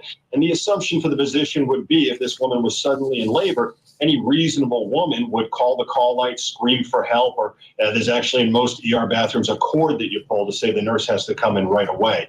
I don't think there's any way the ER doctor could predict her doing something like the events that happened. So I really wouldn't fault them for letting a pregnant woman go to the bathroom. Of course, nobody wants a pregnant woman to deliver her baby in the toilet, but as long as that woman's going to call for help when the events unfold, it shouldn't be any type of dangerous situation. So, and that brings me to the next question, which is about the baby. And I'm not talking about murder. I'm not talking about criminal charges here. But do you feel there's any level of responsibility for the death of that child on the hospital itself? No, I don't feel the hospital is responsible for the death in any way. I am a little outraged by the events that happened. Every good ER doctor I've ever met, I think, would have laid hands on this patient, known they were pregnant right away. But I don't think they're responsible for the death. And those actions that occurred after the baby was born were really quite unpredictable. Even if you were to believe that she didn't know she was pregnant, to take that set of actions is just so unnatural for a woman. If you look at the scenario, a situation like that, you might not be able to hold the baby. You might scream for help. You might try to warm the baby. You might do a number of things, but to go ahead and get a plastic bag and then dispose of it and then put on the face that nothing happened, that really speaks to somebody who's thought a lot about this and has a plan for what to do when the baby comes and to plan to continue living their life as if it didn't happen. And how about dealing with someone, now she's a teenager, but she's not 13, she's not 14. She's an adult, but a teenager, 19 years old. What are your thoughts about handling someone of that age? Are they handled differently than perhaps, someone in their 20s or 30s? Well, from a psychological perspective, I do believe that she was exhibiting signs of pathological denial and was lying to herself over and over. Generally, in most states, when someone is pregnant, they are considered an adult for purposes of pregnancy and the care of the child. But again, it was those events after she delivered that really showed us that something very evil was going on here. You would have expected a mother, even one who wasn't expecting a baby to pop out, to at least show emotion and want to care for the baby, hold the baby, or on the other hand, they could have been so concerned about their own well-being. But this woman didn't exhibit any of those behaviors, and instead somehow knew what to do with the placenta, and it wasn't calling for help or wasn't asking for medical attention when the placenta is coming out and bleeding is going on. These would be very frightening things for somebody who hadn't looked up what was going to happen. Absolutely. Doctor, we're out of time. Appreciate your insight. Okay, so I don't know if this is going to go to trial or not, but I will say that, I mean, I don't think she planned. I think she freaked out. I think, how many times have all of us been to the doctor, switched doctors, been to the hospital, whatever, and they don't touch you. They just ask you a bunch of questions and they just go off what you tell them, right? What's your pain level 1 to 10? What medications are you on? Excuse me. How many surgeries have you had? They don't know what you don't tell them, right? So if you don't tell them everything about every little inch of your life, they're not going to know. So, I mean, my gosh, if you're not going to see your regular doctor and you go somewhere, they don't absolutely put their hands on you. I just went to my neurologist yesterday. He didn't touch me one time. I mean, he literally just refreshed his memory on our last visit and gave me my prescription and told me when I needed to come back, and that's it. So, nobody ever touches you anymore. My regular doctor doesn't even touch me. He just is like, hey, how are you? Are you still allergic to this? Great. Are you still need this medication? Great. See you next time. They don't even, and that'll be $200, please. Nobody talks to you anymore. Nobody touches you. Nobody anything's nobody questions nothing. So I don't want to hear the shenanigans that this hospital didn't do the right thing, or they didn't touch her, they should have known, or whatever. That girl was wearing a baggy shirt, baggy pants. She looked like she had to poop really bad. I mean, no one would have noticed that she was, pregnant. I don't think, if she said she was there for back pain, that's what she was there for. And of course, the first thing they're going to do is start an IV on you. How many times have we all been to the emergency room? And the first thing they do is take your vitals. And if you say you're in pain, they may or may not start an IV on you. And then they may or may not give you a pain medicine orally or through the IV. Period. That's what they're going to do, because that's what the emergency room is for. So, yeah, right? You basically have teledoc visits these days. You don't even have to drive to see your doctor anymore. It just makes no sense. So how would your doctor know? And seriously, I've been in therapy with my therapist for 12 years. Literally a year and a half ago, she found out I had a dad. She's like, well, I always thought you had a dad, but you've never talked about him. So see, your doctor only knows what the heck you tell them. So it's not, if you don't tell your doctor, that they don't freaking know. Just saying. So, they're not mind readers. And I mean, what if they hadn't have done the pregnancy test? What if they hadn't have done the pregnancy test and she just like went to the bathroom and like looked like she had to poop real bad and went to the bathroom? They wouldn't have even thought twice about it. She gave her medicine for back pain and sent her home. Yes, you basically, I mean, how many of us self-diagnose ourselves when we go to the doctor? When I was back home in Alabama, y'all, I could just call my doctor and be like, yo, call me in a Z-Pack. Because I knew I was sick. Call me in a Z-Pack and some cough medicine. Thank you. I didn't have to see my doctor. Because I would know that I was sick. I didn't want to waste the trip.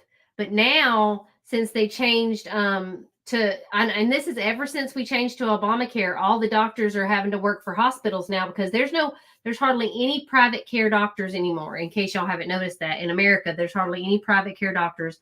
They all are working under some sort of hospital, and that's how they can get paid because of insurance. That's the only way insurance will pay them. So like my private care doctor back home in Alabama told me, he was like, I'm going to stay as private care as long as I can. But now that Obamacare is coming out, basically I can see 40 patients in an hour, or I can see 15 patients in an hour and get paid the same amount of money. So that's what happened to medical care here in America.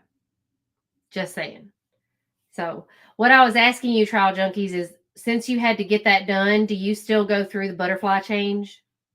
Because my mama was saying that she doesn't, but I think she does because I don't know. Maybe I'm wrong. Like, do you still have hot flashes and stuff like that? Or does having a hysterectomy make you not have to do that? Because I don't know.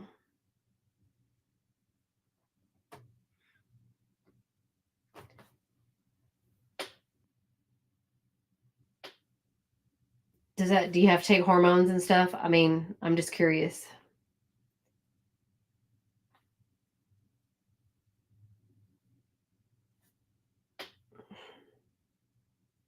Oh, you do? Oh, man. Okay. Why did my mama make me think you didn't have to do that? Oh. How long does it take?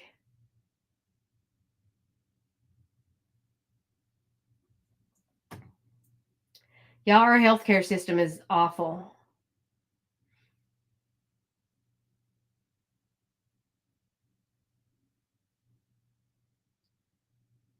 Did you gain a lot of weight? Did it make you gain weight?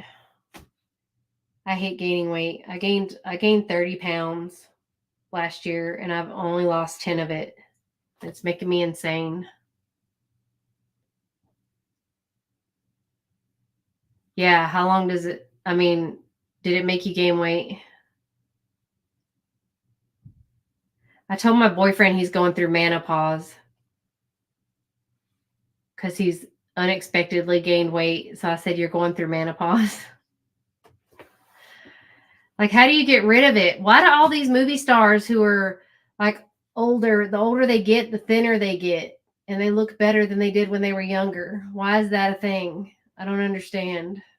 It's very frustrating.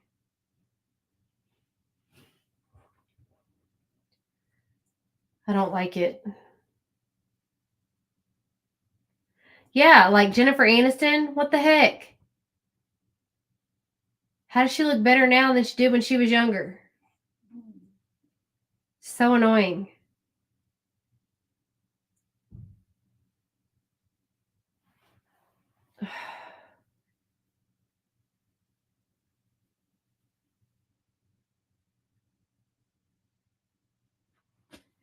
Well, I don't eat, but I'm still fat.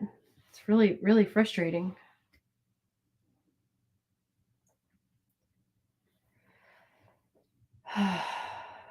Okay. Oh, yeah, she did never have. That's true. That's a good point, Trial Junkies. Very good point. She's never had to worry about that child body.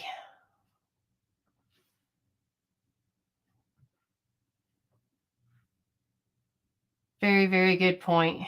She doesn't have that mom belly that we all can't get rid of, no matter how skinny we get.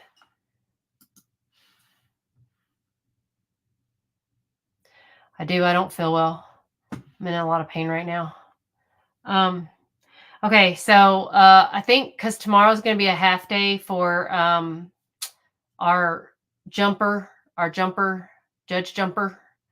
We'll watch the trial tomorrow, and we'll go into the rest of the day. I think they'll start. I don't know what time they'll start tomorrow, but today's trial starts at 2:45. So tomorrow we'll start. If y'all want to watch it today, that's fine. But I'm gonna watch tomorrow. I can't stay up anymore. I'm in tons of pain. So we'll watch tomorrow the the Judge Jumper trial, and start the testimony. It'll probably, this trial shouldn't last long. I don't think he's going to get made guilty. We'll see. That's my prediction for attempted murder. Red rum. So we'll watch the trial tomorrow, since it's only gonna be half a day. Yeah. But I thank y'all for hanging out with me today, and I will catch up with y'all again tomorrow. And then we have a very busy next couple of months, y'all. It's going to be crazy. I can't wait for Sarah Boone. I'm excited. Even though she's not representing herself, we'll see how this goes. So, all right, I'm going to go take something for pain and lay down. So I will see y'all tomorrow. I will post what time we're going to start, so we can get right into the Judge Jumper. All right, tell LaDonna I said hey and we missed her, Trial Junkies. And we will talk about